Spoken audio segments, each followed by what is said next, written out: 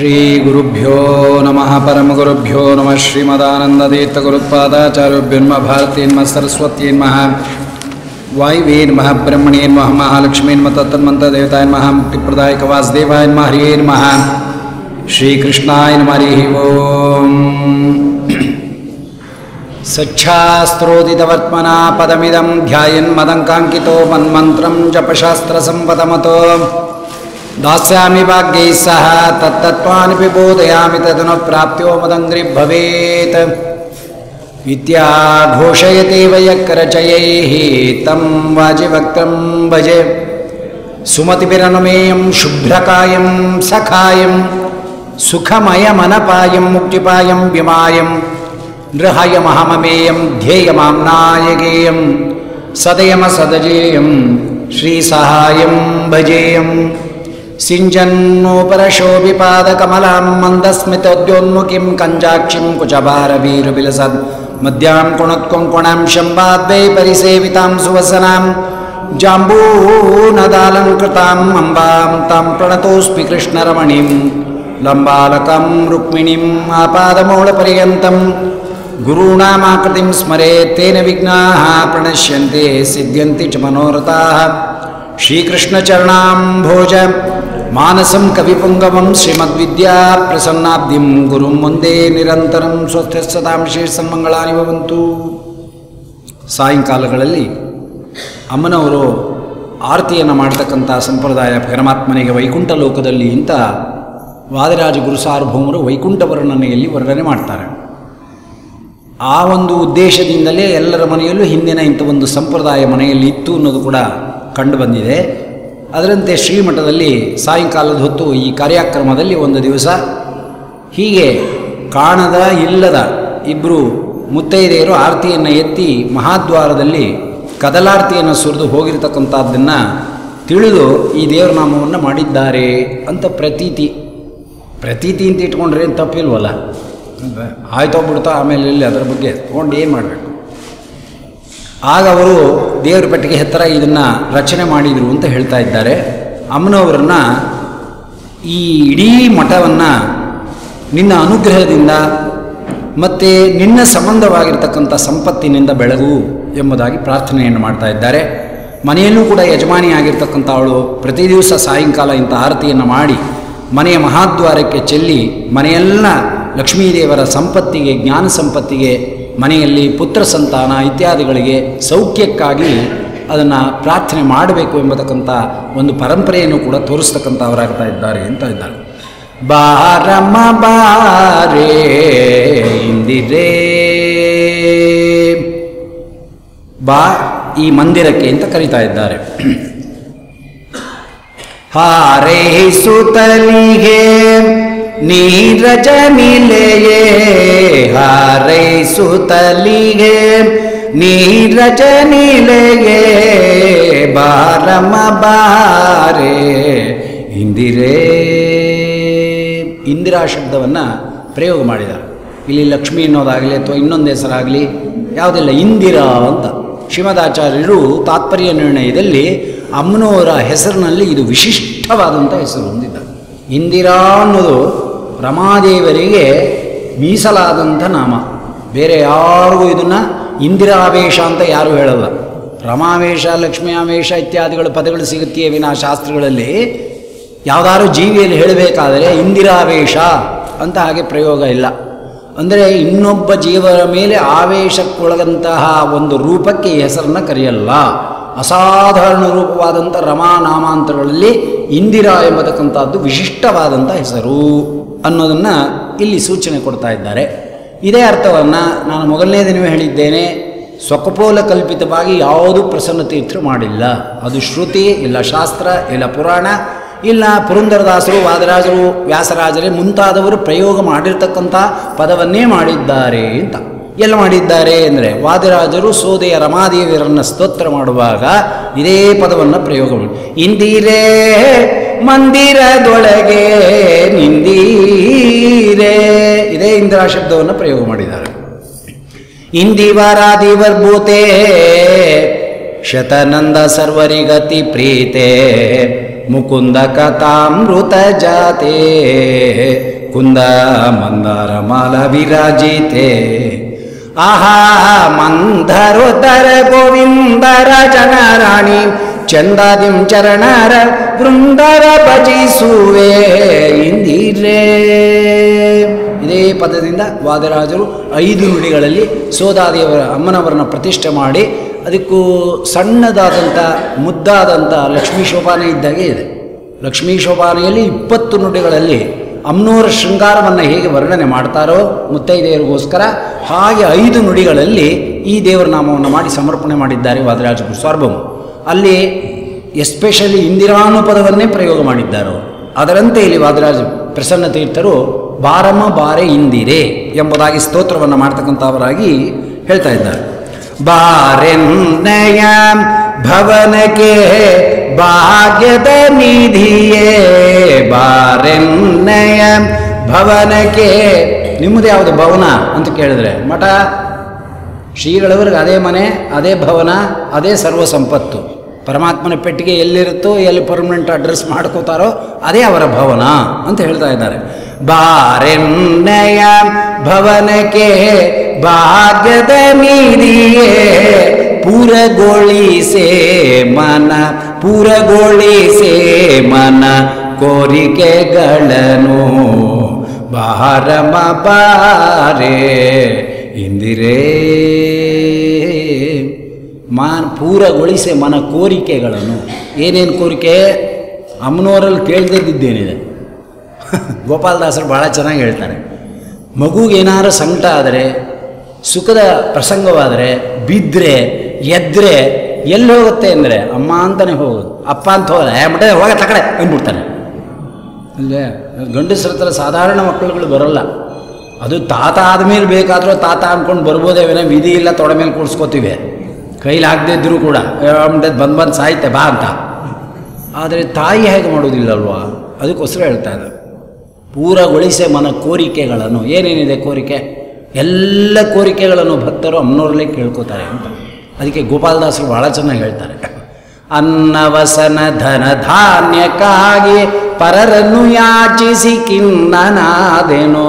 ಅನ್ನವಸನ ಧನ ಧಾನ್ಯಕ್ಕಾಗಿ, ಅನ್ನ ವಸನ ಧನ ಧಾನ್ಯ ಇತ್ಯಾದಿಗಳೆಲ್ಲ ಸಂಸಾರಕ್ಕೆ ಬೇಕಾಗಿರ್ತಕ್ಕಂಥದ್ದಲ್ವಾ, ಅದನ್ನು ಕೂಡ ಪೂರಗೊಳಿಸು ಅಂತ ಗೋಪಾಲದಾಸರು ಕೊಲ್ಲಾಪುರದ ಲಕ್ಷ್ಮಿಯನ್ನು ಸ್ತೋತ್ರ ಮಾಡುವಾಗ ಹೇಳ್ತಾರೆ. ಮತ್ತು ಇನ್ನೆಂತಾದ ಮಾಡ್ತಾಳೆ ಅಮ್ಮನವರು ಅಂದರೆ, ಕೆಟ್ಟ ಈ ಪ್ರಕೃತಿಯ ಅಭಿಮಾನವನ್ನು ಬಿಡಿಸ್ತಕ್ಕಂಥವಳು. ಆ ವಸ್ತುವಿನ ಮೇಲೆ ಕೆಟ್ಟ ಅಭಿಮಾನದಿಂದ ದುಃಖಪ್ರದವಾಗಿರ್ತಕ್ಕಂಥ ವಸ್ತುಗಳು, ಅದು ನಿಷೇಧಿಸಲ್ಪಟ್ಟಿರ್ತಕ್ಕಂಥ ವಸ್ತುಗಳು ಅಂದರೂ ನಮ್ಮ ಮನಸ್ಸು ಅದರ ಮೇಲೆ ಎಳಿತಕ್ಕಂಥದ್ದಾಗತ್ತೆ. ಅಲ್ಲ, ಯಾವುದಾದ್ರು ಒಂದು ಬೀದಿಲಿ ಹೋಗ್ತಾ ಇರ್ತೀವಿ, ಹೊಸ ವಸ್ತುಗಳನ್ನು ಗುರು ಬಸವೇಶ್ವರ ಸ್ವೀಟ್ ಮಾರ್ಟೋ ಏನಾದ್ರು ನೋಡಿಬಿಟ್ರೆ, ಅದ್ಯಾಕೆ ಅದೇ ಹೆಸರು ಹೇಳ್ತೀರಿ ಏನ್ಬೇಡಿ, ಅದೇನೋ ಅವ್ರು ಚೆನ್ನಾಗಿ ಮಾಡ್ತಾರೆ ಅಂತ ಜನ ಹೇಳ್ತಾರೆ, ನಮಗೆ ಗೊತ್ತಿಲ್ಲ ಹೇಳ್ತಾರೆ. ಯಾಕೆ ಬ್ರಾಹ್ಮಣ ಸ್ವೀಟ್ ಮಾರ್ಟ್ಗಳು ಇರಲ್ವಲ್ಲ, ಎಲ್ಲ ಉಡುಪಿದು 1-2 ಇರುತ್ತೆ, ಆದರೆ ಅದು ಜಾಸ್ತಿ ಇರುತ್ತೆ. ಅದು ನೋಡೋದಕ್ಕೆ ಚುರುಕಿ ಹೊಡೆಯುತ್ತೆ ಎಲ್ಲ ನಾಲ್ಗೆ ಒಳಗಲ್ವ. ಅಂದರೆ ನಮಗೆ ಅರಿವಿಲ್ಲದೇನೆ ಕೆಟ್ಟ ವಸ್ತುಗಳು ನಿಷೇಧ ವಸ್ತುಗಳಾದ್ರೂ ಕೂಡ ನಮ್ಮ ಮನಸ್ಸು ಬಿಯಾಂಡ್ ಕಂಟ್ರೋಲ್ ಅದರ ಕಡೆಗೆ ಹೊರಟೋಗ್ಬಿಡುತ್ತಲ್ಲ. ಅದು ಯಾರಿಂದ ಆಗ್ತಾ ಇದೆ? ಒಳ್ಳೆಯದು ಕೆಟ್ಟದ್ದು ಎರಡು ಪ್ರಕೃತಿ ಸಂಬಂಧವಾದ ವಸ್ತುಗಳ ಮೇಲೆ ಮೋಹವನ್ನು ಹಾಕ್ತಕ್ಕಂಥವಳು ಪ್ರಕೃತಿ ಅಭಿಮಾನಿಯಾಗಿರ್ತಕ್ಕಂಥ ರಮಾ. ಅದಕ್ಕೋಸ್ಕರ ಕೇಳ್ಕೊತಾ ಇದ್ದಾರೆ, ಬಿಡಿಸು ಬಿಡಿಸು ಬಿಡಿಸು ಅಂತ. ಕಾಲಕೂಟ ವಿಷ ಕೀಳು ವಿಷಯದೇ, ಸುಳ್ಳು ಅನ್ನೋಂಗಿಲ್ವಲ್ಲ, ಗೋಪಾಲದಾಸರು ಹೇಳ್ತಾ ಇರೋದು. ಕಾಲಕೂಟ ವಿಷ ಕೀಳು ವಿಷಯದೇ ಬೀಳುವುದೆನ್ನ ಮನ ಲಾಲಿಸಿ. ಬೀಳುವುದೆನ್ನ ಮನ ಅಲ್ವಾ, ಯಾವಾಗಲೂ ಕೆಟ್ಟದ ಕಡೆ ಒಳ್ಳೆಯದಕ್ಕೆ ಹೋಗು ಅಂದರೂ ಕೂಡ ಕೆಟ್ಟದ ಕಡೆಗೆ ಹೋಗುತ್ತಲ್ಲ. ಅದು ಎಂಥದ್ದು ಅಂದರೆ ಕಾಳುಕೂಟ ಇದ್ದಾಗೆ. ವಿಷ ತಗೊಂಡ್ರೆ ದೇಹ ಮಾತ್ರ ಬೀಳುತ್ತಷ್ಟೇ ಅಲ್ವಾ. ವಿಷಯ ಸೇವನೆಯಿಂದ ಏನಾಗುತ್ತೆ ಅಂದರೆ ದೇಹ ಮಾತ್ರ ಬೀಳಲ್ವಂತೆ, ಜನ್ಮ ಜನ್ಮಾಂತರಕ್ಕೆ ಬೇಕಾಗುವಷ್ಟು ಅಜ್ಞಾನ ಕೌಚಿಕೊತ್ತೆ ಅನ್ನೋಷ್ಟು. ವಿಷ ದೇಹವನ್ನು ತೆಗೆಯುತ್ತೆ. ವಿಷಂ ಯಾಪಯತೀತಿ ವಿಷಯಂ ಅಂತ ವ್ಯಾಖ್ಯಾನ ಮಾಡಿದ್ದಾರೆ. ವಿಷಯಗಳೆಲ್ಲ ಒಂದು ರೀತಿ ವಿಷ ಇದ್ದಾಗೆ. ಹಾವು ಕಡಿದ್ರೆ ವ್ಯಕ್ತಿ ಸಾಯ್ತಾನೆ ಅಷ್ಟೇ. ಈ ವಿಷ ಅಜ್ಞಾನದ ವಿಷ ಎಂಬತಕ್ಕಂಥದ್ದು, ಮೋಹಕವಾದಂಥ ವಿಷಯದ ವಿಷ ಎಂಬತಕ್ಕಂಥದ್ದು ಆವೃಕವಾಗಿ ಬಿಟ್ಟರೆ ಅನೇಕ ನೀಚ ಯೋನಿಗಳನ್ನು ಹೊಂದಬೇಕಾಗುತ್ತೆ. ಸೊ ಅಲ್ಲಿಗೇನಾಯಿತು, ವಿಷ ಬರೀ ದೇಹವನ್ನು ತೆಗುತ್ತೆ, ವಿಷಯ ಜ್ಞಾನ ಬುದ್ಧಿ ಮನಸ್ಸು ಎಲ್ಲವನ್ನು ತಿಂದು ನೀಚ ಯೋನಿಗೆ ಹಾಕ್ಬಿಡುತ್ತೆ. ಅದಕ್ಕೆ ವಿಷಯಾನ್ ವಿಷ ಸನ್ನಿಭಾನ್ ಪ್ರಾಣೇಭ್ಯೋಪಿ ಗರಿಯಸಿ, ಪ್ರಾಣವನ್ನಾದರೂ ಬಿಡಬಹುದು, ವಿಷಯವನ್ನು ಬಿಡಕ್ಕಾಗಲ್ಲ ಅಂತ ಪ್ರಹ್ಲಾದರಾಜರು ದೈತ್ಯ ಬಾಲಕರುಗಳಿಗೆ ಹೇಳುವಾಗ ಹೇಳ್ತಕ್ಕಂಥವರಾಗುತ್ತಾರೆ. ಇದನ್ನೇ ಕನ್ನಡದಲ್ಲಿ ನಮ್ಮ ವಿಜಯದಾಸರು ವರ್ಣನೆ ಮಾಡುವಾಗ ವಿಷಯ ಜೇನೆಂದು ಮೆದ್ದರೆ, ವಿಷಯ ಭೌತಿಕ ವಿಷಯ ಜೇನೆಂದು ಮೆದ್ದರೆ ಅದು ವಿಷಕಂಡ್ಯ ಬೀಳುವೆ ಯಮಗುಂಡ್ಯ ಅಂತ. ಸಣ್ಣ ವಿಷಯವನ್ನು ಭೋಗದಲ್ಲಿ ಸಾಯ್ತೇವೆ, ಅದು ಫಲಕಾರಿ ಕೊಡ್ತಕ್ಕಂಥ ಕಾಲದಲ್ಲಿ ಯಮನರಕದಲ್ಲಿ ಬೀಳ್ತೀಯ. ನಮ್ಮ ಗುರುಗಳು ಹೇಳ್ತಾ ಇದ್ದರು, ನದಿ ಹುಟ್ಟುವಾಗ ಒಂದು ಪುಳ್ಳೆ ಇದ್ದಾಗಿರುತ್ತೆ, ಸಮುದ್ರ ಸೇರುವಾಗ 3 ಕಿಲೋಮೀಟರ್ ಆಗಿರುತ್ತೆ ಅಂತ. ಅಷ್ಟು ನೀರು ಎಲ್ಲಿಂದ ಬಂತು ಆಚಾರ್ಯ ಅಂದರೆ, ಉಪನದಿಗಳು ಸೇರಿ ಸೇರಿ ಸೇರಿ ವಿಸ್ತಾರವಾಗಿ ಸಮುದ್ರವನ್ನು ಸೇರುತ್ತೆ ಅಲ್ವಾ. ಹಾಗೆ ನಮ್ಮ ವಿಷಯ ಕೂಪದ ಒಂದು ಭೋಗಗಳು ಒಂದು ಪುಳ್ಳೆ ಹುಟ್ಟಿದಾಗ ಹುಟ್ಟುತ್ತೆ ಮನಸ್ಸಿನಲ್ಲಿ. ಅದಕ್ಕೆ ಪ್ರಾಯಶ್ಚಿತ್ತ ಎಂಬತಕ್ಕಂಥದ್ದು ಮಾಡಿಕೊಳ್ಳದೆ ಆ ಪಾಪಕ್ಕೆ ಮತ್ತೊಂದು ಪಾಪ, ಆ ಪಾಪಕ್ಕೆ ಮತ್ತೊಂದು ಪಾಪ ಸೇರಿ ಸೇರಿ ಫಲವನ್ನು ಅನುಭವಿಸೋ ಕಾಲಕ್ಕೆ ಸಮುದ್ರ ಸೇರಿದ ಹಾಗೆ ಜನ್ಮದಗಟ್ಟಲೆ ಅನುಭವಿಸ್ಬೇಕಾಗತ್ತೆ. ಅದಕ್ಕೆ ವಿಷಯ ಜೇನೆಂದು ಮೆದ್ದರೆ ಅದು ವಿಷ ಕಂಡ್ಯ ಬೀಳುವೆ ಯಮಗುಂಡ್ಯ, ಎಚ್ಚೆತ್ತು ಇರುಕಂಡ್ಯ ಬನವಿ. ವಿಷಯದ ಬಗ್ಗೆ ಎಚ್ಚರಿಕೆ ಆಗಿರು ಅಂತಾರೆ. ಹಾಗಿಲ್ಲಿ ಪ್ರಸನ್ನ ತೀರ್ಥರು ಇವುಗಳನ್ನೆಲ್ಲ ಕ್ರೋಢೀಕರಿಸಿ ಇಲ್ಲಿ ಮಾತಾಡ್ತಾ ಇದ್ದಾರೆ. ಬಾರೆನ್ನಯ ಭವನಕ್ಕೆ ಭಾಗ್ಯದ ನಿಧಿಯೇ. ನಮ್ಮ ಕೃಷ್ಣ ಒಬ್ಬನೇ ಇಲ್ವಲ್ಲ ಒಳಗಡೆ, ಪೆಟ್ಟಿಗೆ ಒಳಗೆ ಒಬ್ಬನೇ ಕೊಳಲು ಓದ್ಕೋತ ಅವನ ಪಾಡ್ಗೆ ಅವನಿದ್ದಿದ್ರೆ ಕರಿತಿದ್ರೋ ಏನೋ ಗೊತ್ತಿಲ್ಲ. ಇಲ್ಲಿ ಶ್ರೀಭೂ ಸಮೇತನಾಗಿ ಒಳಗೆ ಕೂತಿದ್ದಾನೆ, ರುಕ್ಮಿಣಿ ಸತ್ಯಭಾಮ ಸಮೇತರಾಗಿ ಮೂಲಗೋಪಾಲ ಕೃಷ್ಣ. ಅದಕ್ಕೋಸ್ಕರ ನೀನು ಒಳಗೆ ನಿನ್ನ ಗಂಡ ಇದ್ದಾನೆ, ಅದಕ್ಕೋಸ್ಕರ ಬಂದು ಮಾಡಿ ಹೋಗಿದ್ದಿ ಅಂತ ಕಾಣುತ್ತೆ. ಆದ್ದರಿಂದ ಬಾರೆನ್ನೆಯ ಭವನಕ್ಕೆ ಭಾಗ್ಯದ ನಿಧಿಯೇ ಪೂರೆಗೊಳಿಸಿ ಮನ ಕೋರಿಕೆಗಳನ್ನು ಬಾರಮ ಬಾರೆ ಇಂದಿರೇ ಕೊಳಲನೋದುವ ಗೋವಳ ನೀರುವನು. ಈ ಪೆಟ್ಟಿಗೆ ಒಳಗೆ ಯಾರಿದ್ದಾರಪ್ಪ? ಅದಕ್ಕೆ ತಾನೇ ಆರ್ತಿಗೆ ಬಂದಿರೋದು. ಕೊಳನೂದುವ ಗೋವಳನಿರುವನು. ಅಲ್ಲಿ ಹೇಗೆ ವ್ರಜದಲ್ಲಾಗಲಿ ಗೋಕುಲದಲ್ಲಾಗಲಿ ದ್ವಾರಕಾಪಟ್ಟಣದಲ್ಲಾಗಲಿ ಕೊಳಲನ್ನು ಊತಿ ಯಾದವರಾಯ ಬೃಂದಾವನದೊಳ್ಳು ವೇಣುನಾದವ ಮಾಡುತ್ತೀರೇ. ಕನಕದಾಸರು ಸ್ನಾನ ಮಾಡ್ತಾರೆ ಅಲ್ವೇ, ವಿಶ್ವಪಾವನ ಮಠದ ಎದುರಿಗೆ ಒಂದು ಗುಡಿಸ್ಲಾಕೊಂಬಿಟ್ಟಿದ್ದಾರೆ. ಚಂದ್ರಿಕಾರಾಯರು ಒಳಗೆ ಬಾ ಅಂದರೂ ಬರೋಲ್ಲ, ಒಳಗೆ ಬಾರಯ್ಯ ಅಂದರೂ ಬರೋಲ್ಲ ಅಂದೆ ಪುಣ್ಯಾತ್ಮ. ಒಂದು ಗುಡಿಸ್ಲಾಕೊಂಡಿದ್ದಾರೆ, ದಿನ ಚಕ್ರತೀರ್ಥದಲ್ಲಿ ಸ್ನಾನ ಮಾಡ್ತಾರೆ.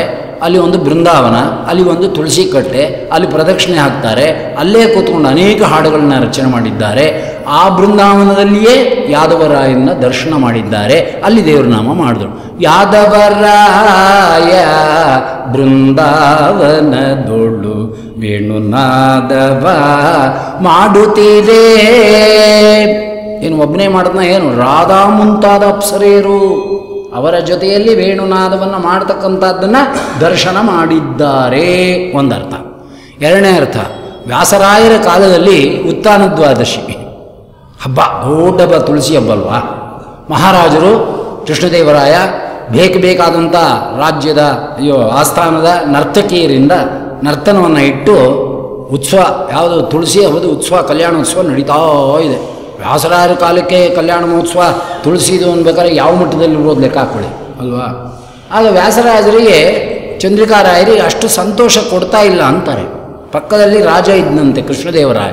ಯಾಕೆ ಸ್ವಾಮಿ, ಏನಾದ್ರು ತಪ್ಪು ನಡೀತಾ ಇದೆಯಾ, ಅಥವಾ ಅಪ್ಸರಾರ ಈ ನಾಟ್ಯ ಎಂಬತಕ್ಕಂಥದ್ದು ಅನವಶ್ಯಕವೇ, ಬೇಕಾದ್ರೆ ಇದನ್ನು ನಿಲ್ಲಿಸ್ಬಿಡೋಣವೇ ಅಂತೆಲ್ಲ ರಾಜ ಕೇಳ್ತಾ ಇದ್ದಾನೆ ಪಕ್ಕದಲ್ಲಿ ಕೂತು. ಚಂದ್ರಿಕಾರಾಯರು ಹೇಳಿದ್ರು, ಎಲ್ಲಿವರೆಗೆ ನಾ ಇಲ್ಲಿರ್ತೇನೋ ನಿನ್ನ ರಾಜ್ಯದಲ್ಲಿ ಅಂಥ ವಿಷಯ ಭೋಗದ ಯಾವ ಅಂಟು ನಿಂಗೆ ಬರೋದಿಲ್ಲ ಅಂತ ಹೇಳ್ಬಿಟ್ರು. ಚಂದ್ರಿಕಾರಾಯರ ಸನ್ನಿಧಾನ ಎಂತ ನೋಡಿ, ಪೆಟ್ಟಿಗೆ ಇಟ್ಕೊಂಡೇ ಕೂತ್ಕೊಳ್ಳೋದು ಚಂದ್ರಿಕಾರಾಯರು ಅಲ್ವೇ. ಅವರ ಉಪಾಸನಾ ಪೆಟ್ಟಿಗೆಯನ್ನು ಹಿಡದೆ ಎಲ್ಲೂ ಕೂತ್ಕೋತಿರ್ಲಿಲ್ಲ. ಫಾರಿನ್ನವನು ಬರೀತಾನೆ, ಬಿಜಾಪುರದ ಆದಿಲ್ ಶಾ ಮೇಲೆ ಯುದ್ಧಕ್ಕೆ ಹೊರಟಿದ್ದಂತೆ ಕೃಷ್ಣದೇವರಾಯ. ಯುದ್ಧ ಭೂಮಿಯಲ್ಲಿ ರಾಜನ ಹಿಂದೆ ಬಂಗಾರದ ಬಳ್ಳಿಯಂತೆ ಬಳುಕ್ತಕ್ಕಂಥ ಒಬ್ಬ ಯತಿಗಳನ್ನು ಕಂಡೆ ನಾನು.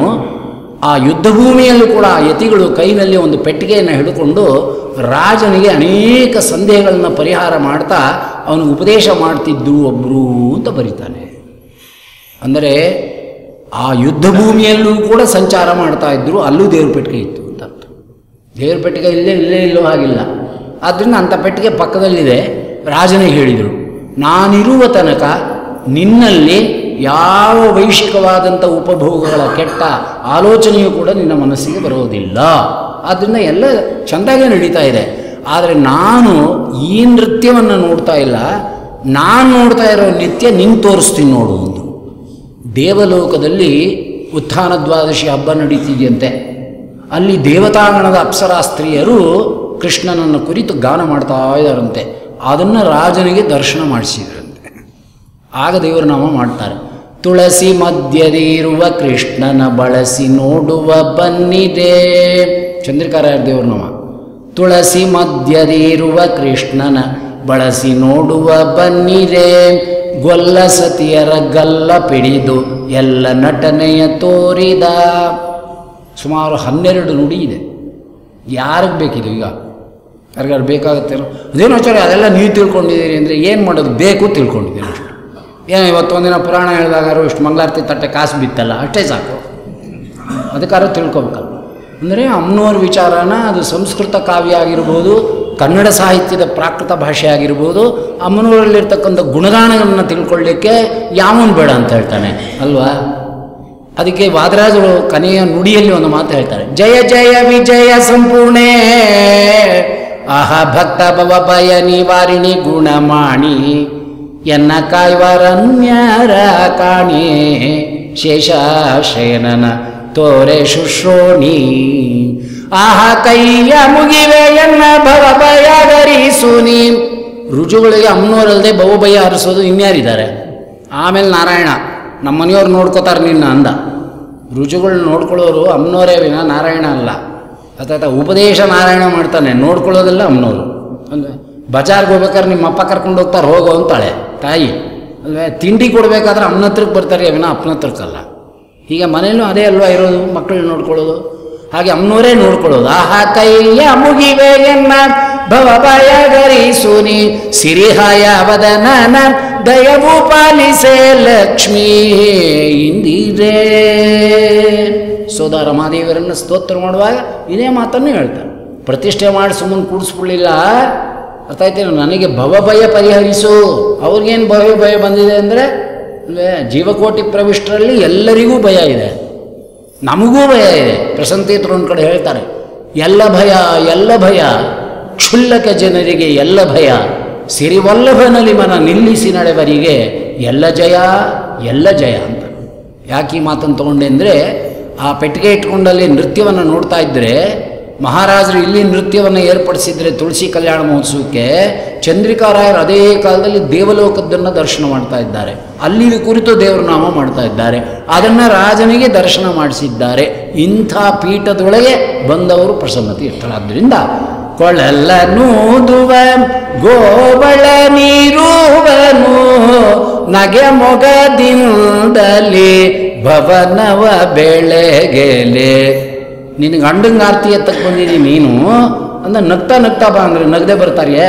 ನಮ್ಮ ಸಂಸಾರಗಳಾದರೆ ನಿಮ್ಗೆ ಗೋಳು ಇದ್ದಿದ್ದೆ ಅಂದ್ಕೊಂಡು ನೊಟಕೆ ಮುರ್ಕೊಂಡು ಒಳಕೊಟ್ಟು ಹೋಗ್ತಾರೆ. ಏನು ಅವ್ರ ಎದುರಿಗೆ ಯಾಕೆ ಮಾನ ತೆಗಿತಿ? ಎಲ್ಲ ಬಂದಾಗ ಒಂದಿಷ್ಟು ನಗ್ತಿರು, ಆಮೇಲೆ ಇದ್ದಿದ್ದೆ ನೀನು ಸಿಡ್ಕಲ್ ಮೂತಿ ಅಂತ ನಾವು ಸಮಾಧಾನ ಮಾಡ್ಕೊತೀವಿ.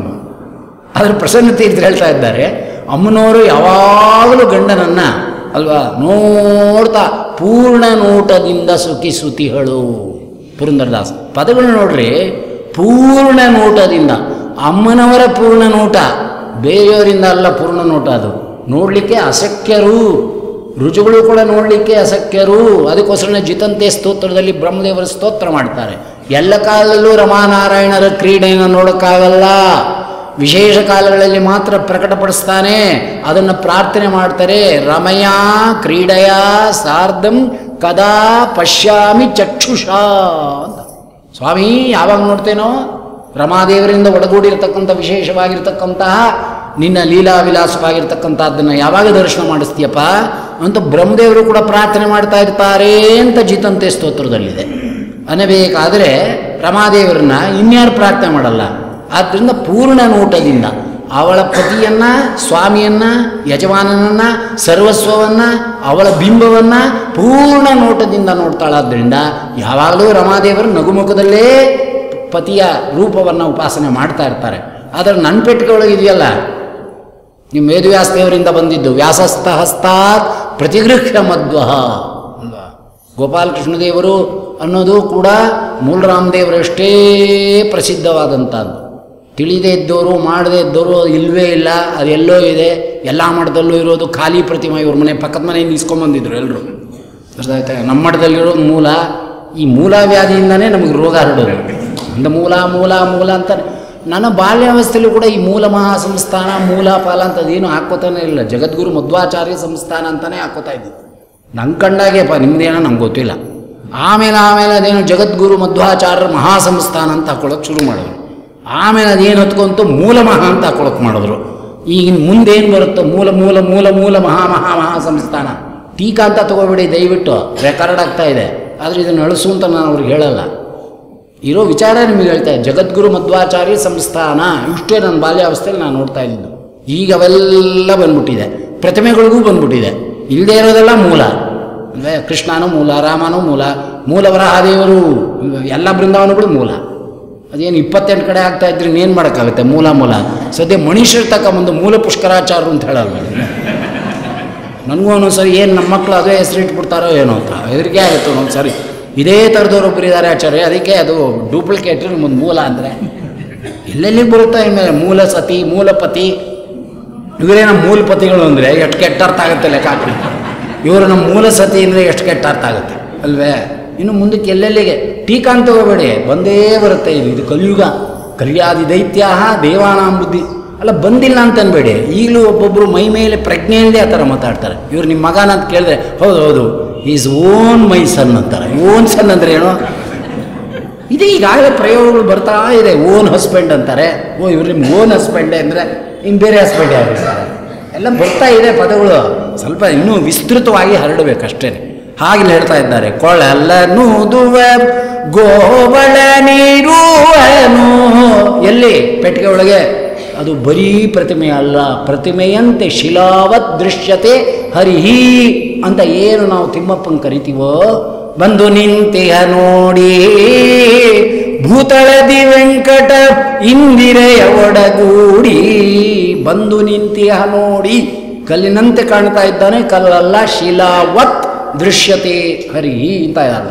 ಹಾಗಿಲ್ಲಿ ಲೋಹವತ್ ದೃಶ್ಯತೆ ಹರಿಹಿ ಅಂತ. ಮೂಲಗೋಪಾಲ ಗೀತೆ ಆಚಾರ್ಯ ಕರಾರ್ಚಿತವಾದ ಪ್ರತಿಮೆಗಳಿದೆಯಲ್ಲ, ಅವೆಲ್ಲ ಲೋಹದಂತೆ ನಿಮಗೆ ಕಾಣುತ್ತೆ. ಸಾನ್ನಿಧ್ಯ ವಿಶೇಷವು ಕಂಪ್ಲೀಟು ಪ್ರತಿಮೆಯಲ್ಲಿ ತೇಜೋ ರೂಪದಿಂದ ಆವರಿಸ್ಕೊಂಡಿರುತ್ತೆ. ಇದು ಶ್ರೀಮದಾಚಾರ್ಯರ ಒಂದು ಪ್ರಾಣ ಪ್ರತಿಷ್ಠೆಯ ಮಹಿಮಾ ಅನ್ನೋದು. ಸ್ಪರ್ಶನಾತ್ ಭಗವತೋತಿ ಪಾವನಾತ್. ಮಧ್ವವಿಜಯ ವಾಯುದೇವರು ಸ್ಪರ್ಶ ಮಾಡಿಬಿಟ್ರು ಅಂದರೆ ಆ ಲೋಹ ಆಗಬಹುದು, ಶಿಲಾ ಆಗಬಹುದು, ದಾರುಮಯ ಆಗಬಹುದು, ತೇಜೋ ರೂಪವಾಗಿ ವ್ಯಾಪಿಸ್ಕೊಂಡ್ಬಿಡುತ್ತೆ. ಅಂಥ ಸನ್ನಿಧಾನ ಇರತಕ್ಕಂಥ ಪ್ರತಿಮೆಗಳಿವು. ಅದಕ್ಕೆ ಪ್ರಸನ್ನ ತೀರ್ಥರು ಹೇಳ್ತಾ ಇದ್ದಾರೆ, ನನಗೋಸ್ಕರ ಭವನವನ್ನು ಬೆಳಗು, ನನಗೋಸ್ಕರ ನಗುಮುಖದಿಂದ ಬಾ ಅಂತ ಕೇಳ್ಕೊತಾ ಇಲ್ಲ. ನಿಮ್ಮ ಪತಿಯಾದಂಥ ಪರಂಪರೆಯಿಂದ ಬಂದಂಥ ನಿಮ್ಮ ಪತಿಯೇ ಕೊಟ್ಟಂತಹ ವೇದವ್ಯಾಸದೇವರು ಪ್ರದತ್ತವಾಗಿರ್ತಕ್ಕಂಥ ಕೊಳಲನೂದುವ ಗೋವಳ ಮೀರುವನು ನೊಗೆ ಮೊಗದಿಂದಲಿ ಭವನವ ಬೆಳೆಗೆಲೆ ಬಾರಮ ಬಾರೆ ಇಂದಿರೇ. ಹೀಗೆ ಸ್ತೋತ್ರವನ್ನು ಮಾಡ್ತಾ ಚಿನ್ನದ ಹೊಗೆಯಾಡಿಸೆ ಈ ಮನ ಮಂದಿರದೊಳಗೆ.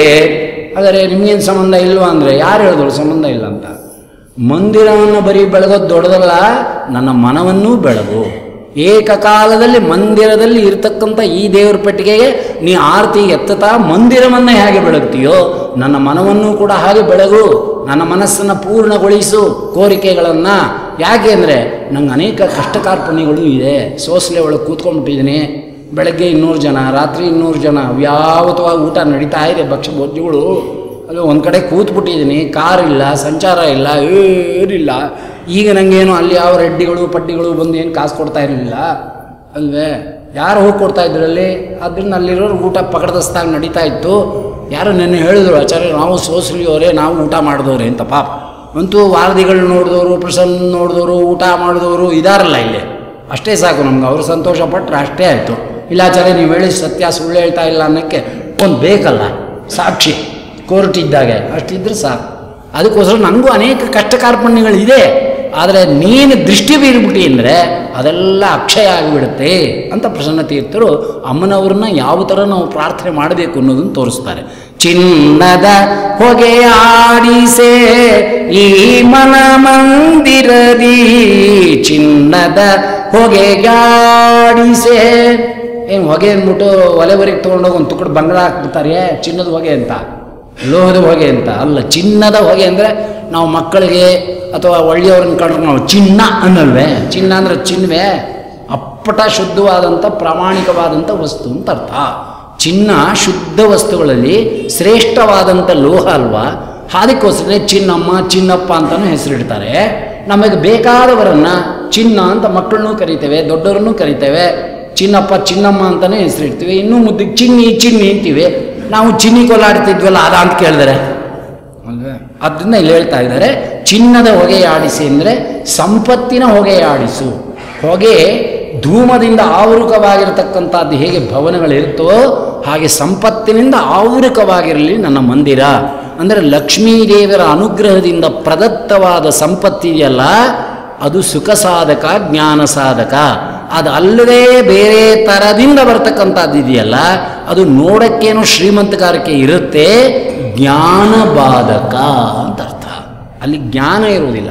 ಅದಕ್ಕೆ ಹೇಳ್ತಾ ಇದ್ದಾರೆ, ಚಿನ್ನದ ಹೊಗೆಯಾಡಿಸೆ ಈ ಮನ ಮಂದಿರದಿ, ನಿನ್ನದೇ ಬಕುತ ಪ್ರಸನ್ನನ ಪ್ರಿಯಳೇ ಬಾರಮ ಬಾರೇ, ಇಂದಿರೇ ಹಾರೈ ಸುತಲಿಗೆ ನೀರದ ನಿಲೆಯೇ ಬಾರಮ ಬಾರೇ, ಇಂದಿರೇ. ಗುರುಗಳು ಹೇಳ್ತಾ ಇದ್ರು, ನಿಂಗೆ ಪುರಾಣ ಹೇಳು ಅಂತ ಹೇಳೋ ಬದಲು ಸುಮ್ಮನೆ ಸಂಗೀತಗಾರ ಆಗೋ ಒಂದಿದ್ರೆ 30,000-40,000 ಸಂಪಾದನೆ ಮಾಡ್ಬೋದಾಗಿತ್ತಲ್ಲೋ, ಅಯೋಗ್ಯ ಮುಂಡೆ ಇದೆ ಅಂದರು ಒಂದಿನ.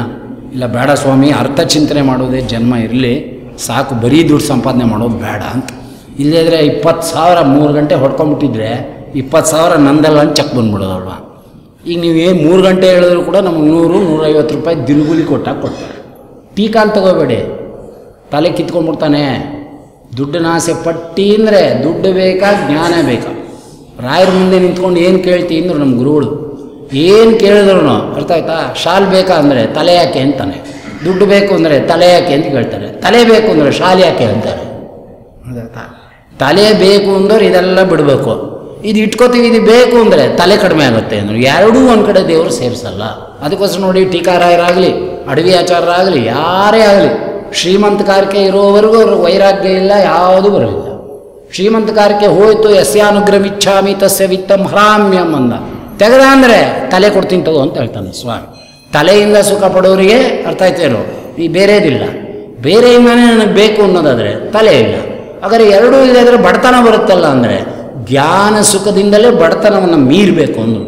ಯಾರ್ಯಾರಿದ್ದಾರೋ ಜ್ಞಾನ ಸುಖದಿಂದಲೇ ಬಡತನದಿಂದ ಅವರು ಕಳೆದಿದ್ದಾರೆ ವಿನ ಐಶ್ವರ್ಯವೂ ಇದ್ದು ಜ್ಞಾನವೂ ಇದ್ದು ಅಂದರೆ ನೀನು ಇಂದ್ರದೇವರಲ್ಲ ಅಂತ ಕೇಳಿದ್ರು. ಇದು ನನ್ನ ಮಾತಲ್ಲ, ವಾದರಾಜರು ಹೇಳ್ತಾರೆ. ಇಂದ್ರದೇವರಿಂದ ಮೇಲಕ್ಕಂತೆ ಅಂತ ಸುಖಗಳು, ಅಲ್ಲಿಂದ ಕೆಳಗಿರೋರು ಕೊಡಲ್ಲ ಹಾಗೆ ಅಂದರು ಪ್ರಪಂಚದಲ್ಲಿ. ಇಂದ್ರದೇವರಿಗೆ ಜ್ಞಾನ ಆದರೆ ಅಂಥ ಇಂದ್ರದೇವರಿಲ್ಲ, ಅವತಾರ ಮಾಡಿದರು ಟೀಕಾಕೃತ್ಪಾದರಾಗಿ. ತಲೆ ಕೊಟ್ಟ ಮೇಲೆ ಐಶ್ವರ್ಯ ಹೊರಟೈತಲ್ವ. ಕಡ್ಕತ್ತಿ ಗಿಡ್ಕತ್ತಿ ಎಲ್ಲ ಅಲ್ಲಿ ಇಡು, ಲೇಖನ ಹಿಡ್ಕೊ ಅಂದ ನಮ್ಮ ಸ್ವಾಮಿ ಅಲ್ವಾ.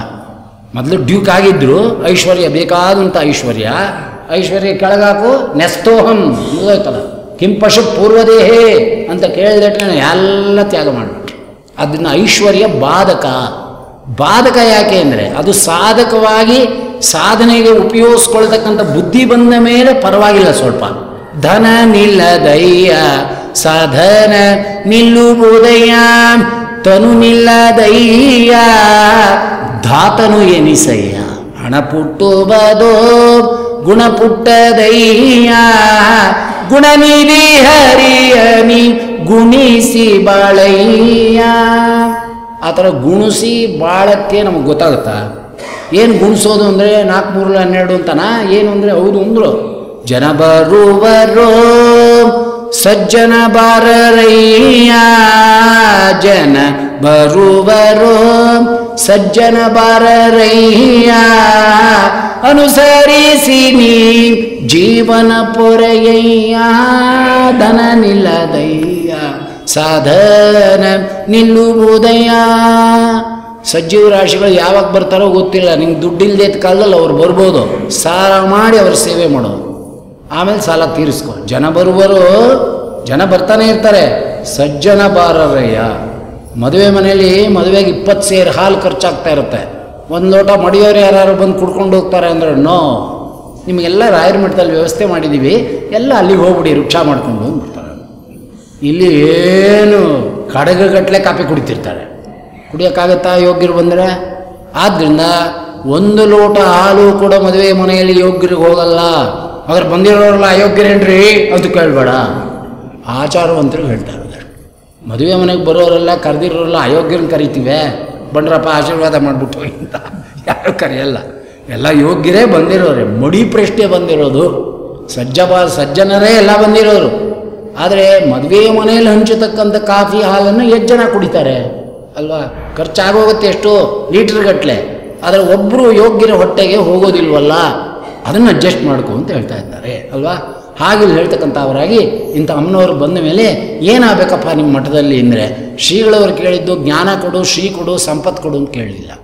ನಿಜವಾಗಲೂ ನೀವು ಬಂದರೆ ಈ ಭವನವನ್ನು ಬೆಳಗಿದ್ರೆ ಈಗ ಏನು ನಡ್ಕೊಂಡು ಹೋಗ್ತಾ ಇದೆಯೋ ಅದು ಹಾಗೇ ನಡ್ಕೊಂಡು ಹೋಗಲಿ. ಅನ್ನದಾನ ನಡೀಲಿ, ಜ್ಞಾನದಾನ ನಡೀಲಿ. ಆ ಪ್ರಸನ್ನ ತೀರ್ಥರಿಗೆ ಭಾಳ ಹೃದಯ ಹೆಂಗರಳು ಸ್ವಭಾವ.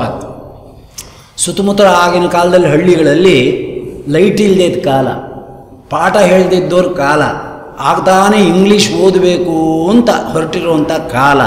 ಯಾರೋ ಟ್ಯೂಷನ್ಗಳು ಟ್ಯುಟೋರಿಯಲ್ಗಳಿರುತ್ತೆ, ಯಾವುದೂ ಇಲ್ಲ. ಸನ್ಯಾಸಿಗಳು ಇಂಗ್ಲೀಷು ಮ್ಯಾಥ್ಸು ಸೈನ್ಸು ಹೇಳ್ಕೊಡ್ಬಾರ್ದು ನಿಜ, ಆದರೆ ಆ ಕಷ್ಟಪಡೋದು ನೋಡಲಾರದೆ ಸಾಯಂಕಾಲದಲ್ಲಿ 1 ಗಂಟೆಗಳ ಕಾಲ ಆ ಹುಡುಗರನ್ನೆಲ್ಲ ಸಂಕಲನ ಮಾಡಿಕೊಂಡು ಕಾಲೇಜ್ನವರಿಗೆ ಹೈಸ್ಕೂಲ್ನವರಿಗೆಲ್ಲ ಅವರವ್ರಿಗೆ ಬೇಕಾದಂಥ ಸಿಲೆಬಸ್ಗಳನ್ನು ಪಾಠ ಹೇಳ್ತಾ ಇದ್ದರು ಅಂತಿದೆ. ನಾನು ಕಣ್ಣಿಂದ ನೋಡಿದ್ದೇನೆ. ಅದಕ್ಕೋಸ್ಕರನೇ ಅರ್ಧ ಭಾಗ ಸೋಸಲೆ ಹಳೆ ಮಟ್ಟದಲ್ಲಿ ಹೈಸ್ಕೂಲ್ಗೆ ಜಾಗ ಕೊಟ್ಬಿಟ್ಟಿದ್ದಾರೆ ಆ ಕಾಲ. ಅಷ್ಟೇ ಪಾಪ, ಎಷ್ಟಿತ್ತೋ ಅದರೆಲ್ಲ ಅವ್ರು ಮಾಡ್ಕೊಂಡಿದ್ದಾರೆ. ಯಾಕೆ ನಿಮ್ಗೆ ಹೇಳ್ತಾ ಇದ್ದೀನಿ ಅಂದರೆ, ಅವ್ರು ಅಷ್ಟು ಕಷ್ಟಪಡ್ತಾ ಇದ್ದಾರೆ ಅಧ್ಯಯನಕ್ಕೆ, ಹೇಳೋರಿಲ್ಲ ಕೇಳೋರಿಲ್ಲ. ಪಾಪ ಅವ್ರಿಗೊಂದು ಸಹಾಯ ಆಗಬೇಕು. ಯಾಕೆ? ಹೂಣ್ ಭಾಷೆನೂ ನಾವು ಓದಿರೋದ್ರಿಂದ ಅಂತ ಅರ್ಥ. ಓದಿರೋದ್ರಿಂದ ಅದು ಕೂಡ ಒಂದು ಪ್ರಯೋಜನ ಬರಲಿ ಅಂತ ಇಟ್ಕೊಂಡು ಅವ್ರಿಗೆ ಇಂಗ್ಲೀಷ್ ಟ್ಯೂಷನ್ನು ಹೇಳ್ತಾ ಇದ್ರು ಅಂತ. ಇವತ್ತು ಪ್ರಸನ್ನ ಸೇವಾ ಸಮಿತಿಯಲ್ಲಿ ಯಾರ್ಯಾರು ದೊಡ್ಡ ದೊಡ್ಡ ಆಫೀಸರ್ಗಳಾಗಿದ್ದಾರೋ ಅವರೆಲ್ಲ ಇವತ್ತಿಗೂ ಈ ಮಾತನ್ನು ಜ್ಞಾಪಿಸ್ಕೊಂಡು ಪ್ರಸನ್ನ ತೀರ್ಥರಿಗೆ ಕೃತಜ್ಞತೆ ಎಂಬತಕ್ಕಂಥ ಸನ್ಯಾಸಿಗಳಾದರೂ ಪೀಠಾಧಿಪತಿಗಳಾದರೂ ಕೂಡ ನಾವೇನು ಸಂಸ್ಕೃತ ಅಧ್ಯಯನ ಮಾಡಿದ್ವೋ ಬಿಟ್ಟುವೋ, ಆದರೆ ನಮ್ಮ ಜೀವನವನ್ನು ಕಲ್ಪನೆ ಮಾಡಿಕೊಟ್ಟು ಸಜ್ಜೀವ ರಾಶಿಗಳನ್ನಾಗಿ ಮಾಡಿ ನಮ್ಮ ಸಂಸಾರ ನಡೆಸ್ಕೊಂಡು ಹೋಗುವಂಥ ಉಪಕಾರವನ್ನು ಪ್ರಸನ್ನ ತೀರ್ಥರು ಮಾಡಿದ್ದಾರೆ ಅಂತ ಇವತ್ತಿಗೂ ಕೂಡ ಜ್ಞಾಪಿಸ್ಕೊಳ್ತಕ್ಕಂಥವ್ರು ಇದ್ದಾರೆ. ಕಾರಣ ಕಾಲ. ಈಗ ಹಂಗಲ್ಲ, ಬೀದಿಗೆ ಟ್ಯುಟೋರಿಯಲ್ಸು ಗೊತ್ತಾಯ್ತಾ? ಮಿನಿಮಮ್ 30,000 40,000 ಸೀಸನ್ನು ಅಲ್ವೇ, ಏನು ಲಕ್ಷಾಂತರ ರೂಪಾಯಿ ಲೂಟಿ ಹೊಡೆದು ಬಿಡ್ತಾರೆ. ಅದರಲ್ಲಿ A grade, B grade, C grade ಅದು ಬೇರೆ ಅಲ್ವೇ, 60,000 80,000 ಅಂತ ಅದನ್ನೆಲ್ಲ ಹೇಳ್ತಾರೆ. ಇದು ಯಾವುದೂ ನಂಗೆ ಬೇಡ, ಈ ಸೇವೆ ಏನೋ ಮಾಡ್ತಾ ಇದ್ದೇನೋ, ನನಗೊಂದು ತುತ್ತು ಅನ್ನ ಹಾಕ್ಬಿಡು ಅಂತ ಇದ್ದಾರೆ. ಆ ಅನ್ನ ಹಾಕು ಅಂತ ಯಾಕೆ ಕೇಳಿದ್ರು ಅಂದರೆ, ಇವರು ಆಶ್ರಮ ತಗೊಂಡ ಕಾಲದಲ್ಲಿ ಮಠ ಭಾಳ ಲೋ ಲೆವೆಲಲ್ಲಿ ಇತ್ತಂತೆ, ಭಾಳ ಬಡತನದಲ್ಲಿತ್ತಂತೆ, ಅನೇಕ ಕಳ್ತನಗಳಾಯ್ತಂತೆ, ಕಾಣದೇ ಇದ್ದವರು ಅಲ್ಲಲ್ಲೇ ಎತ್ಬಿಟ್ರಂತೆ. ಪಂಚಿತ್ರಗಳು, ಗಿಂಡಿಗಳು, ಉದ್ಧರಣೆಗಳು ಎಲ್ಲ ಕಣ್ಣಿಂದ ನೋಡಿದ್ರು ಕೂಡ ಪೊಲೀಸ್ನವರು ಬಂದು ನಿಂತ್ಕೊಂಡು ಇಂಥೊಂದು ತೊಗೊಂಡಿದ್ದಾನೆ ಅಂತ ನೋಡಿದ್ರು ಕೂಡ ಪ್ರಸನ್ನ ತೀರ್ಥರು ಇಂಥೊಂದು ತೊಗೊಂಡಿದ್ದಾನೆ ಅಂತ ಹೇಳಲಿಲ್ವಂತೆ. ಪೊಲೀಸ್ನವ್ರು ಕೇಳಿದ್ರಂತೆ, ಸ್ವಾಮಿ ನೀವು ಎಸ್ ಅಂದರೆ ಏರೋಪ್ಲೈನ್ ಆಗ್ತೀವಿ ಅಂತ. ಬೇಡ, ಇದೆಲ್ಲ ಗೋಪಾಲಕೃಷ್ಣನ ಸಂಪತ್ತು, ತೊಗೊಂಡವರು ಅವನ ವಸ್ತುನ ತೊಗೊಂಡಿದ್ದಾರೆ, ಅವನು ನೋಡ್ಕೋತಾನೆ. ನಾನು ಯಾವತ್ತೂ ಬ್ರಾಹ್ಮಣರ ಮೇಲೆ ಕಂಪ್ಲೇಂಟ್ ಕೊಟ್ಟು ಹೊಡಿಸಿ ಏರೋಪ್ಲೈನ್ ಹಾಕಿ ಇವೆಲ್ಲ ನಾನು ಮಾಡೋದಿಲ್ಲಪ್ಪ, ಕೃಷ್ಣಾರ್ಪಣ ಮಸ್ತು ಅಂದ್ಬಿಡ್ತೇನೆ ಅಂತ ಅಂದ್ಬಿಟ್ರಂತೆ. ಆ ಬಂದು ಕೂತಾಗ ಸ್ವಲ್ಪ ಕಷ್ಟದಲ್ಲಿ ಜೀವನ ಮಾಡಿದ್ದಾರೆ, ಆಗೊಂದು ದೇವ್ರು ನಾವು ಮಾಡಿದ್ದಾರೆ. ನೀ ನೋಡಿದರೆ ಏನಾಗಲೊಲ್ಲದು ಶ್ರೀನಿಕೇತನ, ನಾನೇ ನಿದರ್ಶನ. ಕಷ್ಟಪಟ್ಟಿದ್ದು ಉಂಟು, ಮುಂದೆ ಆ ಕಷ್ಟ ನಿವೃತ್ತಿಯಾದ್ದು ಉಂಟು. ಹರಿವಾಯುಗಳ ಅನುಗ್ರಹದಿಂದ, ಅಮ್ಮನವರ ಅನುಗ್ರಹದಿಂದ ಅವ್ರು ಏನು ಕೇಳ್ಕೊಂಡ್ರು ಅದನ್ನು ಗೋಪಾಲಕೃಷ್ಣ ದೇವರು ಅಮ್ಮನವರು ಪೂರ್ಣನೂ ಕೂಡ ಮಾಡಿದ್ದಾರೆ ಅಂತಾರೆ. ಪೂಜೆಯ ಮಾಡಿದ ಪುಣ್ಯದ ರಾಶಿಯು ರಾಜಿಸುತ್ತಿರುವುದು ಎನ್ನಯ ಶಿರದಲ್ಲಿ ನೀ ನೋಡಿದರೆ ಏನಾಗಲೊಲ್ಲದು ಕಿಮಲಭ್ಯಂ ಭಗವತಿ ಪ್ರಸನ್ನೆ ಶ್ರೀನಿಕೇತನೆ. ಗೀತಾವಾಕ್ಯವನ್ನು ಕನ್ನಡೀಕರಿಸಿಟ್ಟಿದ ಸ್ವಾಮಿ. ಭಕ್ತಿಯಿಂದ ಹಾಕ್ಕೊಂಡಿರ್ತಕ್ಕಂಥ ನಮ್ಮ ಅಪ್ಲಿಕೇಶನ್ನ ಸ್ವೀಕಾರ ನೀ ಮಾಡದೆ ಇನ್ಯಾರು ಮಾಡ್ತಾರಪ್ಪ? ಮಾಡೇ ಮಾಡ್ತಿ, ಮಾಡ್ತಾನೇ ದೇವರು. ಭಕ್ತಾನುಗ್ರಹ ಕಾತುರ ಎಂಬತಕ್ಕಂಥ ಭಕ್ತಾಪರಾಧ ಸಹಿಷ್ಣು ಎಂಬತಕ್ಕಂಥ ಗ್ಯಾರಂಟಿ ನಮಗಿರ್ಬೇಕಷ್ಟೆ. ಅವನಿಗಿದೆ ಗ್ಯಾರಂಟಿ. ಯಾರಂಥ ಬಸ್ಸಿನಿಂದ ಕೇಳ್ಕೋತಾರೋ ನಾನು ಕಾತುರನಾಗಿದ್ದೇನೆ, ಅನುಗ್ರಹ ಕಾತುರ ಅಂತಲೇ ಅವನಿಗೆ ಹೆಸರು. ಆದರೆ ಆ ಕಾತುರತೆ ನಮಗಿಲ್ವಲ್ಲ ಅಂತ ಕೇಳ್ತಾ ಇದ್ದಾರಲ್ವ. ಏನು ಪೂಜೆ ಮಾಡಿದ ಪುಣ್ಯದ ರಾಶಿ ಸ್ವಾಮಿ? ಎಷ್ಟು ದಿನ ನಾನು ಪೂಜೆ ಮಾಡಿದ್ದೇನೋ ಆ ಪುಣ್ಯದ ರಾಶಿ ರಾಜಿಸುತ್ತಿರುವುದು ಎನ್ನಯ ಶಿರದಲ್ಲಿ. ಅಂದರೆ ಹೂವಾಗೋ ಅಥವಾ ಕನ್ನಡಕವಾಗೋ ಕಿರೀಟವಾಗೋ, ಯಾರ್ಯಾರೋ ಇದ್ದಾರಲ್ಲ ನವರತ್ನದ ಕಿರೀಟಗಳು ಇಟ್ಕೊಳ್ಳೋರು, ಹಾಗಲ್ಲಪ್ಪ, ತಲೆ ಒಳಗಿದೆ ಎಂದರು. ಯಾವುದದು ಅಂದರೆ ಇದೇ ಸಾಹಿತ್ಯ ಸಂಪತ್ತು. ಪೂಜೆಯ ಮಾಡಿದ ಪುಣ್ಯದ ರಾಶಿಯೇ ಪ್ರಸನ್ನ ಸಾಹಿತ್ಯ ಎಂಬತಕ್ಕಂತಹ ಪುಣ್ಯದ ರಾಶಿ ಶಿರದಲ್ಲಿ ರರಾಜಿಸುತ್ತಿದೆ. ಆದ್ದರಿಂದ ಪುಂಖಾನುಪುಂಖವಾಗಿ ಆ ಗೋಪಾಲಕೃಷ್ಣನ ಮೇಲೆ ಮಾಡ್ತಕ್ಕಂಥ ದೇವರ ನಾಮಗಳು ಅಪ್ರಯತ್ನವಾಗಿ ಈಚೆಗೆ ಬರ್ತಾ ಇದೆ. ಅದು ಎಲ್ಲಿಂದ ಬರ್ತಾ ಇದೆ? ಚಿಂತನೆ ಮಾಡಿರ್ತಕ್ಕಂಥ ಪೂಜೆ ಮಾಡಿರ್ತಕ್ಕಂಥ ಸಂಬಂಧ. ಸಾಕಲು ಹೆದರಿದ ಪರಿವಾರವನು ವ್ಯಾಕುಲವಿಲ್ಲದ ಗೋಕುಲ ಮಾಡಿದೆ. ಪದಲಲ್ಲಿ ತೆಗುತ್ತಾಯ್ತಾ? ಸಾಕಲು ಹೆದರಿದ ಪರಿವಾರವನು. ಯಾವ ಪರಿವಾರ? ಎಡಬಲ ಸೇವೆಯವ್ರಿಗೆ ಸಂಬಳ ಕೊಡಬೇಕು, ಪೆಟ್ಟಿಗೆಯವರನ್ನು ಕೊಡಬೇಕು, ದರ್ಬಾರಿಗೆ ದಿವಿಟ್ಕೆ ಹಾಕೋನು ಕೊಡಬೇಕು, ಮಠ ಕಾಯೋನು ಕೊಡಬೇಕು ಅಲ್ವೇ? ಇನ್ನು ಪರಿವಾರ ಅಂದರೆ ಬೆಳಗ್ಗೆ ಸಾಯಂಕಾಲ ಒಲೆ ಹಚ್ಚದೆ ಬರ್ತಾ ಇದ್ದಾರಲ್ಲ. ರಾಟ್ಸು ಯಾಗದಲ್ಲಿ ಯಾರೂ ಒಲೆನೇ ಇಡ್ತಾ ಇರಲಿಲ್ವಂತೆ. ಇದೊಂದು ಪುಟ್ಟ ರಾಟ್ಸು ಯಾಗ, ಇಲ್ಲ ಯಾರೂ ಒಲೆ ಹಚ್ಚಿಲ್ಲ. ಸಾಕಲು ಹೆದರಿದ ಪರಿವಾರವನು ವ್ಯಾಕುಲವಿಲ್ಲದ ಗೋಕುಲ ಮಾಡಿದೆ. ಯಾರಿರೋದು ಪೆಟ್ಟಿಗೆ ಒಳಗೆ? ಗೋಕುಲಾಧಿಪತಿಯಾಗಿರ್ತಕ್ಕಂಥ ಗೋವರ್ಧನ ಗಿರಿಧಾರಿಯಾಗಿರ್ತಕ್ಕಂಥ ಗೋವಳನಾದ ಅಲ್ವೇ ಗೋಪಾಲಕೃಷ್ಣನೇ ಒಳಗಿದ್ದಾನೆ. ಇನ್ನೇನಿದೆ ನಂಗೆ ದುಃಖಕ್ಕೆ ಅಂದರು ಅಲ್ವಾ? ಆದ್ದರಿಂದ ಅನುಭವಕ್ಕೆ ಬಂದ್ಬಿಡ್ತಪ್ಪ.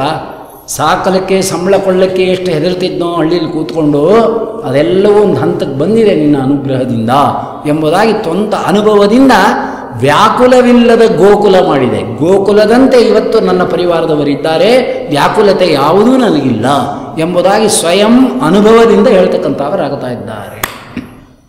ಪಾತ್ರನು ನಿನ್ನಯ ಕರುಣಕ್ಕೆ ನಾನೀರೇ, ಪಾತ್ರನು ನಿನ್ನಯ ಕರುಣಕ್ಕೆ ನಾನೀರೇ. ಏನಾಗಿದೆ? ಶತ್ರುಗಳೆಲ್ಲರೂ ಮಿತ್ರರಾಗಿಹರು, ನೀ ನೋಡಿದರೆ ಏನಾಗಲೊಲ್ಲದು. ಇದ್ಯಾಕೆ ಈ ನೋಡಿ? ನಿನ್ನ ಅನುಗ್ರಹಕ್ಕೆ ಪಾತ್ರರಾದವು ನಾವು, ನಿನ್ನ ಅನುಗ್ರಹಕ್ಕೆ ಪಾತ್ರರಾದ ನಮ್ಮ ಮೇಲೆ ನಿನ್ನ ಅನುಗ್ರಹದ ಕೃಪಾ ಕಟಾಕ್ಷ ವೀಕ್ಷ ಮಾತ್ರ ಕಿಡಿಗಣ್ಣಿನ ನೋಟ ಅಲ್ವಾ ಬಿತ್ತು ಅಂತಂದರೆ ಯಾರ್ಯಾರು ನನ್ನ ಶತ್ರುಗಳಿದಾರೋ ಅವರೆಲ್ಲ ಮಿತ್ರರಾಗಿಬಿಟ್ರು ಅಂದರು ಅಲ್ಲ. ಅಂಥದ್ದೇನಿತ್ತು ಸಂಚಿತ್ರಿಗೆ ಅಂದರೆ ದೊಡ್ಡ ಕ್ರಿಮಿನಲ್ ಅಡ್ವೊಕೇಟ್, ಲೀಡಿಂಗ್ ಅಡ್ವೊಕೇಟ್, ಅನೇಕ ಜನ ಶತ್ರುಗಳಿದ್ದರಂತೆ. ಅದೆಲ್ಲ ಆಯಾ ಲೈನಲ್ಲಿ ಬಂದವರಿಗೆ ಗೊತ್ತಾಗುತ್ತೆ ಎಂತೆಂಥ ಶತ್ರುಗಳಿರ್ತಾರೆ. ಒಬ್ಬ ರೌಡಿಗಳಿಗೆ ನನ್ನ ಮೇಲೆ ಯಾರು ಹಂಟರ್ ಮಾಡೋಕ್ಕಿದ್ದಾರೆ ಅಂತ ಅವ್ರಿಗೆ ಗೊತ್ತಿರುತ್ತೆ. ಈಗ ಒಬ್ಬ ವಿದ್ವಾಂಸರಿಗೆ ಅಪಪ್ರಚಾರ ಮಾಡೋಕ್ಕೆ ಇನ್ನೊಬ್ರು ಹೇಗಿದ್ದಾರೆ ಅಂತ ಅವ್ರಿಗೆ ಗೊತ್ತಿರುತ್ತೆ. ಅದು ಯಾಕೆ ನಿಮ್ಮನ್ನು ಕಂಡ್ರೆ ಹಂಗೆ ಆಡ್ತಾರೆ ಸರ್? ಅಯ್ಯೋ ನಮ್ಮನ್ನು ಕಂಡ್ರಾಗಲ್ಲಪ್ಪ. ಅದಕ್ಕೆ ಅದು ಅವರವ್ರಿಗೆ ಒಬ್ಬ ಡಾಕ್ಟ್ರು ಇನ್ನೊಬ್ಬ ಡಾಕ್ಟ್ರು ಒಂದೇ ಬೀದಿಲಿ 3 ಕ್ಲಿನಿಕ್ ಇತ್ತು ಅಂತ ಇಟ್ಕೊಳ್ಳಿ. ಸುಮ್ಮನೆ ಬರೋ ನಮಸ್ಕಾರ ನಮಸ್ಕಾರ ಅಂತಿರ್ತಾರೆ. ಒಳಗೆ ಏನು ನಿಮಗೆ ಅವರು ಅಂದರೆ ಯಾವ ಬಡ್ಕೊಳ್ಳಿ ನೋಡಿ. ಮೊನ್ನೆ ಅವ್ನ ಮಗನ ಕೈನಲ್ಲಿ ಬೇರೆ ಒಂದು ಕ್ಲಿನಿಕ್ ಇಡ್ಸಿದ ನಾಳಾಗೋಗ ಬರೋ 2 ಪಿಳ್ಳೆಗಳು ಅಲ್ಲಿಗೆ ಹೋಗ್ತಾ ಇವೆ. ಅವ್ರ ಮೇಲೆ ಇದ್ದೇ ಇರುತ್ತೆ. ಏನಾದ್ರು ಜಾಸ್ತಿ ಮಾತಾಡಿದ್ರು ಅಂದರು ಕುಡಿಕೆ ಇಟ್ಟಿದ್ರು ಅಂತಾರೆ. ದೇವ್ರಿಗೆ ಇವ್ರನ್ನ ನಂಬಲ್ಲ ನಮ್ಮ ಜನ, ಅರ್ಥ ಆಯ್ತಾ? ಈ ಕುಡಿಕೆ ಮಡಿಕೆ ಅಂದ್ಬಿಟ್ರಂತೂ ಸಿಕ್ಕಾಪಟ್ಟೆ ನಂಬಿಡ್ತಾರೆ. ಅದೊಂದೇ ಹೆದರ್ಸಕ್ಕಿರೋದು. ಏನಾದ್ರು ಅಂದರು ಅಂದ್ರೆ ನಿಂಬೆಹಣ್ಣು, 3 ತೂತು, 2 ವಿಳ್ಳೆದೆಲೆ, 1 ಪಿಳ್ಳಾರಿ, 2 ಗರಿಕೆ, ಅಲ್ಲೇ 1 ಮಣ್ಣಿನ ಹೆಂಟೆ, 1 ಬೆಳ್ಳಿದ ತಗಡು, ಎಡಗೈಲಿ ಪ್ರಾಣ ಇಟ್ಕೊಂಡು ಒಂದು ಮನೆ ಮುಂದೆ ಹಾಕ್ಬಿಟ್ರೆ ಮಾಡಿಸ್ತೇ ಇದ್ರು ಬೇಡ, ಪದಾರ್ಥ ನೋಡಿದ್ರೆ ಹಚರೇ ನಮ್ಮ ಮನೆ ಮುಂದೆ ಏನೋ ಒಂದು ಬಿದ್ದಿದೆ ಅಂತ ಹಾಗೆ ಜಾತಕ ಹಿಡ್ಕೋತಾನೆ ಹೋಗ್ತಾನೆ. ಟಿ ವಿಗಳಲ್ಲಿ ಬರುತ್ತಲ್ಲ ಅವ್ರ ಹತ್ರಕ್ಕೆ. ಇದು ಯಾರು ಮಾಡಿದ್ದಾರೆ ಅನ್ನೋ ನಮಗೆ ಗೊತ್ತು, ಆದರೆ ನೀವು ಅವರು ಮಾಡಿಸ್ಬೇಕಾದ್ರೆ ಸುಮಾರು 1 ಲಕ್ಷ ಆಗುತ್ತೆ ಅಂತ ನಾವು ಕಕ್ಕು ನನ್ನ ಮಗನೇ ಅಂತಾನೆ. ಇನ್ನೇನು ದೇವ್ರಿಗೆ ಮಾಡಲಿಲ್ಲ, ದಿನರಿಗೆ ಮಾಡಲಿಲ್ಲ ಅಲ್ವೇ ಕೊಡು ಅಂತಾನೆ. ಹೆದರಿಕೆಗಾದ್ರೆ ಎಲ್ಲೂ ಬೇಕಾದ್ರೂ ಕೊಡ್ತಾನೆ. ಸಾಲ ಸೋಲ ಮಾಡಿ ಇವತ್ತು ಚೀಟಿ ಹಿಡ್ಕೊಂಡು ಹೋದ್ರಿ ಇದು ಜಾತಕ ಅಂದ್ರು ಬಂತು 25,000 ಕುತ್ತಿಗೆಗೆ ಅಂತಲೇ ಹೇಳ್ತಾರೆ. ಯಾರು ನಿಂಗೆ ಕಳೆಬೆಳೆ ದಾನ ಕೊಡು, ಬೆಲ್ಲ ದಾನ ಕೊಡು, ಅಷ್ಟರಲ್ಲಿ ನಿಂಗೆ ಒಳ್ಳೇದಾಗುತ್ತೆ ಅಂತ ಯಾರು ಹೇಳಿ. ಅದೆಲ್ಲ ಹಿಂದಿನ ಕಾಲ. ಹೋಗ್ರಿ ಮನೇಲಿ ಸಾಲಿಗ್ರಾಮ ಇದೆಯಂತೆ, ನೀರು ಹುಯ್ತಾರಂತೆ, ವಾಯುಸ್ತುತಿ ಹೇಳ್ತಾರಂತೆ, ಏನೋ ಮನೆ ಮುಂದೆ ಹಾಕಿದ್ರಂತೆ ಗರ್ಕೆ. ಹೋಗ್ರಿ ಕೊಂಡೋರು ನಂಬ್ರಿ ಸರಿಯಾಗಿ, 2 ಸಾರಿ ವಾಯುಸ್ತುತಿ ಹೇಳ್ರಿ ಅಂದ್ಬಿಡೋರು ಮುಗ್ದೋಗ್ತಾಯಿತ್ತು. ಈಗ ಹಂಗಲ್ವಲ್ಲ, ಇವೆಲ್ಲ ಬಿಟ್ಟೋಯ್ತಲ್ಲ. ಬಾಯಲ್ಲಿ ಮಾತ್ರ ಭಜನ ಸಂಘಗಳಲ್ಲಿ ಹನುಮಾನನೇನೆದರೆ ಬಿಟ್ಟು ಹೋಗದೆ ಭೀತಿ ಅಂಜಿ ಕಿನ್ಯಾತ ಕೈಯ ಅಂತಾರೆ. ಮನೆಗೆ ಹೋಗುತ್ತೆ ಯಾರೋ ಕುಡಿಕೆ ಹಾಕಿದ್ದಾರೆ ಆಚಾರ್ಯ ಅನ್ನೋದು. ಇದು ಇವರ ಆಂಜನೇಯನ ಭಕ್ತಿ ಅಂತ. ಹಾಗಿಲ್ಲೂ ಹೇಳ್ತಕ್ಕಂಥವ್ರು ಕೋಲಾಟಕ್ಕೆ ಇಟ್ಕೊಂಡ್ರೆ ಹೀಗೆ ಆಗೋದು. ಮನಸ್ಸಿನ ಪ್ರಭೇದದ ಮಾನಸಿಕ ಅಲೆಗಳ ಕೋಲಾಟಕ್ಕೆ ಇಟ್ಕೊಳ್ಳಿ ಅಂತ ನಮ್ಮ ಗುರುಗಳು ಹೇಳ್ತಾ ಇದ್ದಾರೆ. ಪ್ರಿಯ ನಿಂದ್ಯ ಅನಿದೀನ ಶ್ರೀಯರಸ ಚಿಂತಿಸುವರು ನಿನ್ನಾದೀನ ಅಂತಿರಲ್ಲ, ಅಲ್ಲಿಗೆ ಇಟ್ಕೋಬೇಕು ಅಂತ ಅಲ್ವಾ. ಭಕ್ತಿ ಎಂಬತಕ್ಕಂಥದ್ದು ಒಳಗೆ ಕೆಲಸ ಮಾಡೋದು, ಹೊರಗೆಲ್ಲ ಮಾಡೋದದು. ಹಾಗೆಲ್ಲ ಹೇಳ್ತಕ್ಕಂಥವ್ರು ಆಗ್ತಾ ಇದ್ದಾರೆ. ಆದ್ದರಿಂದ ಅನೇಕ ಜನ ಅವರಿಗೆ ಶತ್ರುಗಳಿದ್ದರು. ಅವರೆಲ್ಲ ಇವರು ಸ್ವಾಮಿಗಳಾದಮೇಲೆ ಪೀಠಾಧಿಪತಿಗಳಾಗೋದ್ಮೇಲೆ ಬಂದು ಕಾಣಿಕೆ ಇಟ್ಬಿಟ್ಟು ನಮಸ್ಕಾರ ಮಾಡಿಕೊಂಡು ಹೇಗಿದ್ದವ್ರೆ ಹೇಗಾಗ್ಬಿಟ್ರಪ್ಪ ನೀವು, ನಿಮ್ಮನ್ನು ನೋಡಿದ್ರೆ ಸಾಕು ಗೋವಿಂದ, ನಮ್ಮದೊಂದು ಕೇಸ್ ಇದೆ, ಅನುಗ್ರಹ ಮಾಡಬೇಕು, ಮಂತ್ರಾಸ್ತ್ರ ಕೊಡಬೇಕು ಅನ್ನೋರಂತೆ.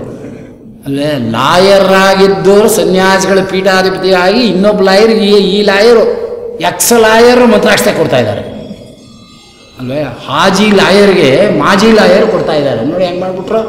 ಪಾತ್ರರು ನಿನ್ನಯ ಕರುಣಕ್ಕೆ ನಾನೀರೇ ಶತ್ರುಗಳೆಲ್ಲರೂ ಮಿತ್ರರಾಗಿಗರು ನೀ ನೋಡಿದರೆ ಏನಾಗಲೊಲ್ಲದು. ಈ ದೇವ್ರ ನಾಮ ನಾವು ಕೂಡ ಭಕ್ತಿಯಿಂದ ಹೇಳ್ಕೊಂಡು ಸ್ವಾಮಿ ಅಂಥವರಿಗೆಲ್ಲ ಅನುಗ್ರಹ ಮಾಡಿದೆ. ನನ್ನ ಕತೆ ಏನಪ್ಪ ಅಂದರೆ ನಮಗೊಂದು ಚೂರು ಅಲ್ವಾ, ತಿರುಪತಿ ಲಾಡು ಇಷ್ಟಪದ್ದು ಯಾರೋ ತಿಂತಾ ಇರ್ತಾರಂತೆ, ಆದರೆ ಕಾಳುಗಳು ಉದುರಿರುತ್ತಂತೆ 1-2. ಇರುವೆ ದಂಪತಿಗಳು ಎಳ್ಕೊಂಡು ಹೋಗ್ತಾ ಇರ್ತಾರಂತೆ. ಅಲ್ಲೇ ಅಯ್ಯೋ ಮುಂಡೆದೆ ಯಾಕೆ 2 ಕಾಳು ತಿಂತಿ, ತಗೋ ತಿಮ್ಮಪ್ಪನ ಲಾಡು ತಿನ್ನು ಅಂತ ಅದು ತಲೆ ಮೇಲೆ ಇಟ್ಬಿಟ್ರೆ ಏನು ತಿನ್ನುತ್ತೆ. ಇಷ್ಟೇ ನಮ್ಮ ಯೋಗ್ಯತೆ. ದೊಡ್ಡವರಿಗೆ ನಮ್ಮ ಸ್ವಾಮಿ ಬೇಕಾದ ಅನುಗ್ರಹ ಮಾಡ್ತಿರ್ತಾನೆ. ಸ್ವಾಮಿ ಅಂತ ದೊಡ್ಡವರು ಮಾಡಿದಿ, ನನ್ನ ಗತಿ ಏನು ಅಂದರೆ ಉದುರಿಸ್ತೀನಿ 2 ಲಾಡು ಕಾಳು ತೊಗೊಂಡೋಗೋ ಅಂತಾನೆ. ಇದನ್ನು ವಾದರಾಜ್ ಗುರು ಸಾರ್ವಭೌಮರು ಹೇಳ್ತಾರೆ. ದೇವ್ರ ನೈವೇದ್ಯಕ್ಕೆ ಇಡುವಾಗ ಅದಿಟ್ಟಿದ್ದೀನಿ ಇದಿಟ್ಟಿನಿ ನಮ್ಮನೆ ಥರ ಯಾರೂ ಇಡಲ್ಲ ಅಂತ ಬಡ್ಕೋಬೇಡ. ನಿನ್ನ ವಸ್ತುಗಳನ್ನ ನೋಡೋದೇ ಇಲ್ಲ ದೇವರು ಅಂದ. ಮತ್ತು ನೀನು ನೈವೇದ್ಯಕ್ಕೆ ಕಾಯಿ ಇಡ್ತೀವೋ ಹಣ್ಣು ಇಡ್ತೀವೋ ಏನೋ ಮಾಡಿಟ್ಟಿದೆಯಲ್ಲ, 1 ಹಿಡಿ ಹೆಸರು ಬೇಳೆ 1 ಹಿಡಿ ಅಕ್ಕಿ ಹಾಕಿ ಪುಟ್ಟು ಬಟ್ಲಲ್ಲಿ ಏನೋ ಮಾಡಿ ಹುಗ್ಗಿ ಮಾಡಿ ಇಟ್ಬಿಟ್ಟು ಕಾಪಿ ಬೆಚ್ಚಿ ಹೊಡೆದು 10 ಗಂಟೆ ಮೇಲೆ ಕೂತ್ಕೋತೀವಿ ಅಂತ ಇಷ್ಟೇ ಹುಗ್ಗಿ ಹಾಕೋತೀವಿ ನಾವು. ನಮ್ಮನೇನು ಸೇರೆ ಹೇಳ್ತಾ ಇರೋದು, ನಮ್ಮನೆ ಬಿಟ್ಟು ಅಂತ ತಿಳ್ಕೊಬೇಡಿ. ಏನು 2 ವರ್ಷ ಅಕ್ಕಿ ಮಾಡೋಕ್ಕಾಗತ್ತೀಯ ಹುಗ್ಗಿ? ಹಿಂದಿನ ಕಾಲದಲ್ಲಿ ಮಾಡ್ತಿದ್ರು, ಬ್ರಾಹ್ಮಣನ ಕರೀತಿದ್ರು, ಹಾಕ್ತಿದ್ರು, ಸಮಾರಾಧನೆ ಮಾಡ್ತಿದ್ರು. ಕೇಳೋಕ್ಕೆ ಚಂದ, ನೋಡೋಕ್ಕೆ ಚಂದ, ಎರಡೂ ಇಲ್ಲ ಈಗ. ಸದ್ಯ ಇಷ್ಟು ನೋಡಿದ್ರೆ ಸಾಕಾಗಿದೆ ಅಂತ. 1 ಹಿಡಿ ಹೆಸರು ಬೇಳೆ 1 ಹಿಡಿ ಅಕ್ಕಿ ಅಷ್ಟಾಗಿ ಸದ್ಯ ಇಟ್ಟರೆ ಅದೇ ಒಂದು ಧರ್ಮ ಅಂತ ಹಾಕಿ ಮಾತಾಡ್ತಾ ಇದ್ದೇನೆ. ಅಂದರೆ ಭಗವಂತನ ಮುಂದೆ ನಾವು ಪ್ರತಿಯೊಂದನ್ನು ಸಮರ್ಪಣಾ ಮನೋಭಾವನೆಯಿಂದ ಮಾಡ್ತಕ್ಕಂತಹ ಕಾಲದಲ್ಲಿ ಅದು ಯಾವ ಥರ ಸಂಬಂಧದಲ್ಲಿರಬೇಕು ಅನ್ನೋದನ್ನು ತೋರಿಸ್ಕೊಡ್ತಾರೆ. ಆಗ ಒಂದು ಸಾರಿ ಅಳುತ್ತೇವೆ, ಒಂದು ಸಾರಿ ನಗ್ತೇವೆ, ಒಂದು ಸಾರಿ ಕುಣಿತೇವೆ. ಇದೇ ಭಾಗವತದಲ್ಲಿ ಹೇಳ್ತಾರೆ. ಪ್ರಹ್ಲಾದರಾಜರು ಒಂದು ಸಾರಿ ನಗ್ತಿದ್ರಂತೆ ಭಗವಂತನ ಮಹಿಮೆ ನೋಡಿ, ಒಂದು ಸಾರಿ ಅಳುತ್ತಿದ್ರಂತೆ, ಒಂದು ಸಾರಿ ಸುಮ್ಮನೆ ಸ್ತಬ್ಧರ ಕೂತ್ಕೊಂಡ್ಬಿಡ್ತಿದ್ರಂತೆ. ದೈತ್ಯ ಬಾಲಕರುಗಳೆಲ್ಲ ಮಾತಾಡ್ಕೊತಿದ್ವಿ, ಇದಕ್ಕೇನು ಬಂದಿದೆ ರೋಗ ಅಂತ. ಅಲ್ಲ, ದೈತ್ಯ ರಾಜನ ಕುಮಾರನಾಗಿ ಅಂದಾಗ ಸುಖ ಪಡಬಾರ್ದೆ, ಪೆದ್ದ ಕೂತಿರ್ತಾನೆ. ಒಂದೊಂದು ಸಾರಿ ಇದ್ದಕ್ಕಿದ್ದಾಗೆ ನಗ್ತಾನೆ, ಒಂದು ಸಾರಿ ಅಟ್ಟಾಸ ಮಾಡಿ ನರ್ತನೆ ಮಾಡ್ತಾನೆ, ಒಂದು ಸಾರಿ ಅಳ್ತಾ ಕೂತ್ಕೊಂಡ್ಬಿಡ್ತಾನೆ. ಏನು ಬಂದಿದೆ ಇದಕ್ಕೆ ಅಂತ. ಆದರೆ ಆ ಥರ ಅಳ್ತಾ ಇದ್ದಾರೆ ಅವರು ಅಲ್ವಾ. ನಗುವರೋ ರೋಧಿಸುವರು, ನಾಟ್ಯವಾಡುವರೋ, ಬಗೆಯಾರೋ ಬಡತನ ಭಾಗ್ಯ ಭಾಗವತರು, ತೆಗೆಯಾರೋ ನಿನ್ನಲ್ಲಿ ಮನವ ಒಮ್ಮೆಯಾದರೂ, ಜಗನ್ನಾಥ ವಿಠಲ ನಿನ್ನ ಭಕ್ತರು ಏನು ಧನ್ಯರು. ಅದು ಭಾಗವತೋತ್ತಮರು ತೋರಿಸ್ತಾರೆ. ಭಗವಂತನ ವ್ಯಾಪಾರ ನೋಡ್ತಾರೆ, ಅಳ್ತಾರೆ. ಭಗವಂತನ ವ್ಯಾಪಾರ ಜ್ಞಾಪಿಸ್ಕೊತಾರೆ, ನಗ್ತಾರೆ. ಭಗವಂತನ ವ್ಯಾಪಾರ ನೋಡ್ತಾರೆ, ನಮ್ಗೇನಿದೆಯಪ್ಪ ಬಾಯಿ ಸ್ತಬ್ಧೋಹಂ, ಮಾತೆ ಹೊರಡಲ್ವಲ್ಲೋ, ನಿನ್ನ ಅನುಗ್ರಹ ಎಷ್ಟು ಮಾಡಿ ನಿನ್ನಕ್ಕೆ ಮಾತೆ ಹೋಗಲ್ಲ. ಆಚಾರ್ಯ ಅವ್ರು ಎಷ್ಟು ಉಪಕಾರ ಮಾಡಿದ್ದಾರೆ, ಅವ್ರ ಬಗ್ಗೆ ಮಾತಾಡೋಕ್ಕೆ ನನ್ನ ಹತ್ರ ಶಬ್ದನೇ ಇಲ್ಲ ಅಂತ ಅನ್ನಲ್ವೇ ಇಲ್ಲಿ ಉಪನ್ಯಾಸಗಳಲ್ಲಿ. ಆಚಾರ್ಯರು ಇವಾಗ ತಾನೇ ಪ್ರವಚನ ಮುಗಿಸಿದ್ದಾರೆ, ಅದು ಯಾವ ಥರ ಇತ್ತು ಅನ್ನೋಕ್ಕೆ ನನ್ನ ಹತ್ರ ಶಬ್ದ ಇಲ್ಲ, ಇನ್ನೊಬ್ಬರ ಹತ್ರ ಬಾಡಿಗೆಗೆ ತೊಗೊಂಬ ಬೇಡ ಅಂದವ್ರೆ ಅಂತ. ಇದೆಲ್ಲ ಲೋಕದಲ್ಲಿ ನಾವು ಇವತ್ತು ಪ್ರಯೋಗಗಳು ಮಾಡಿಕೊಳ್ಳಲ್ವೇ? ಹಾಗಿಲ್ಲ ಹೇಳ್ತಾರೆ ವಾದಿರಾಜ. ನಿನ್ನ ಮನೆ ನೈವೇದ್ಯ ಇಟ್ಟೆ ಅಂತ ದುರಹಂಕಾರ ಪಡಬೇಡ. ದೊಡ್ಡೋರ ಮನೆಯ ನೈವೇದ್ಯವನ್ನು ಸ್ವೀಕಾರ ಮಾಡೋ ಹರಿಯೇ ನಾನು ಇಟ್ಟಿರ್ತಕ್ಕಂಥ ಬಾಳೆಹಣ್ಣು ತೆಂಗಿನಕಾಯೋ ಇದೆಯಲ್ಲ, ಯಥಾಮತಿ ಯಥಾ ಅದರನ್ನು ಸ್ವೀಕಾರ ಮಾಡು ಅಂದ್ರೆ ಮಾತ್ರ ಮುಟ್ತಾನಂತೆ.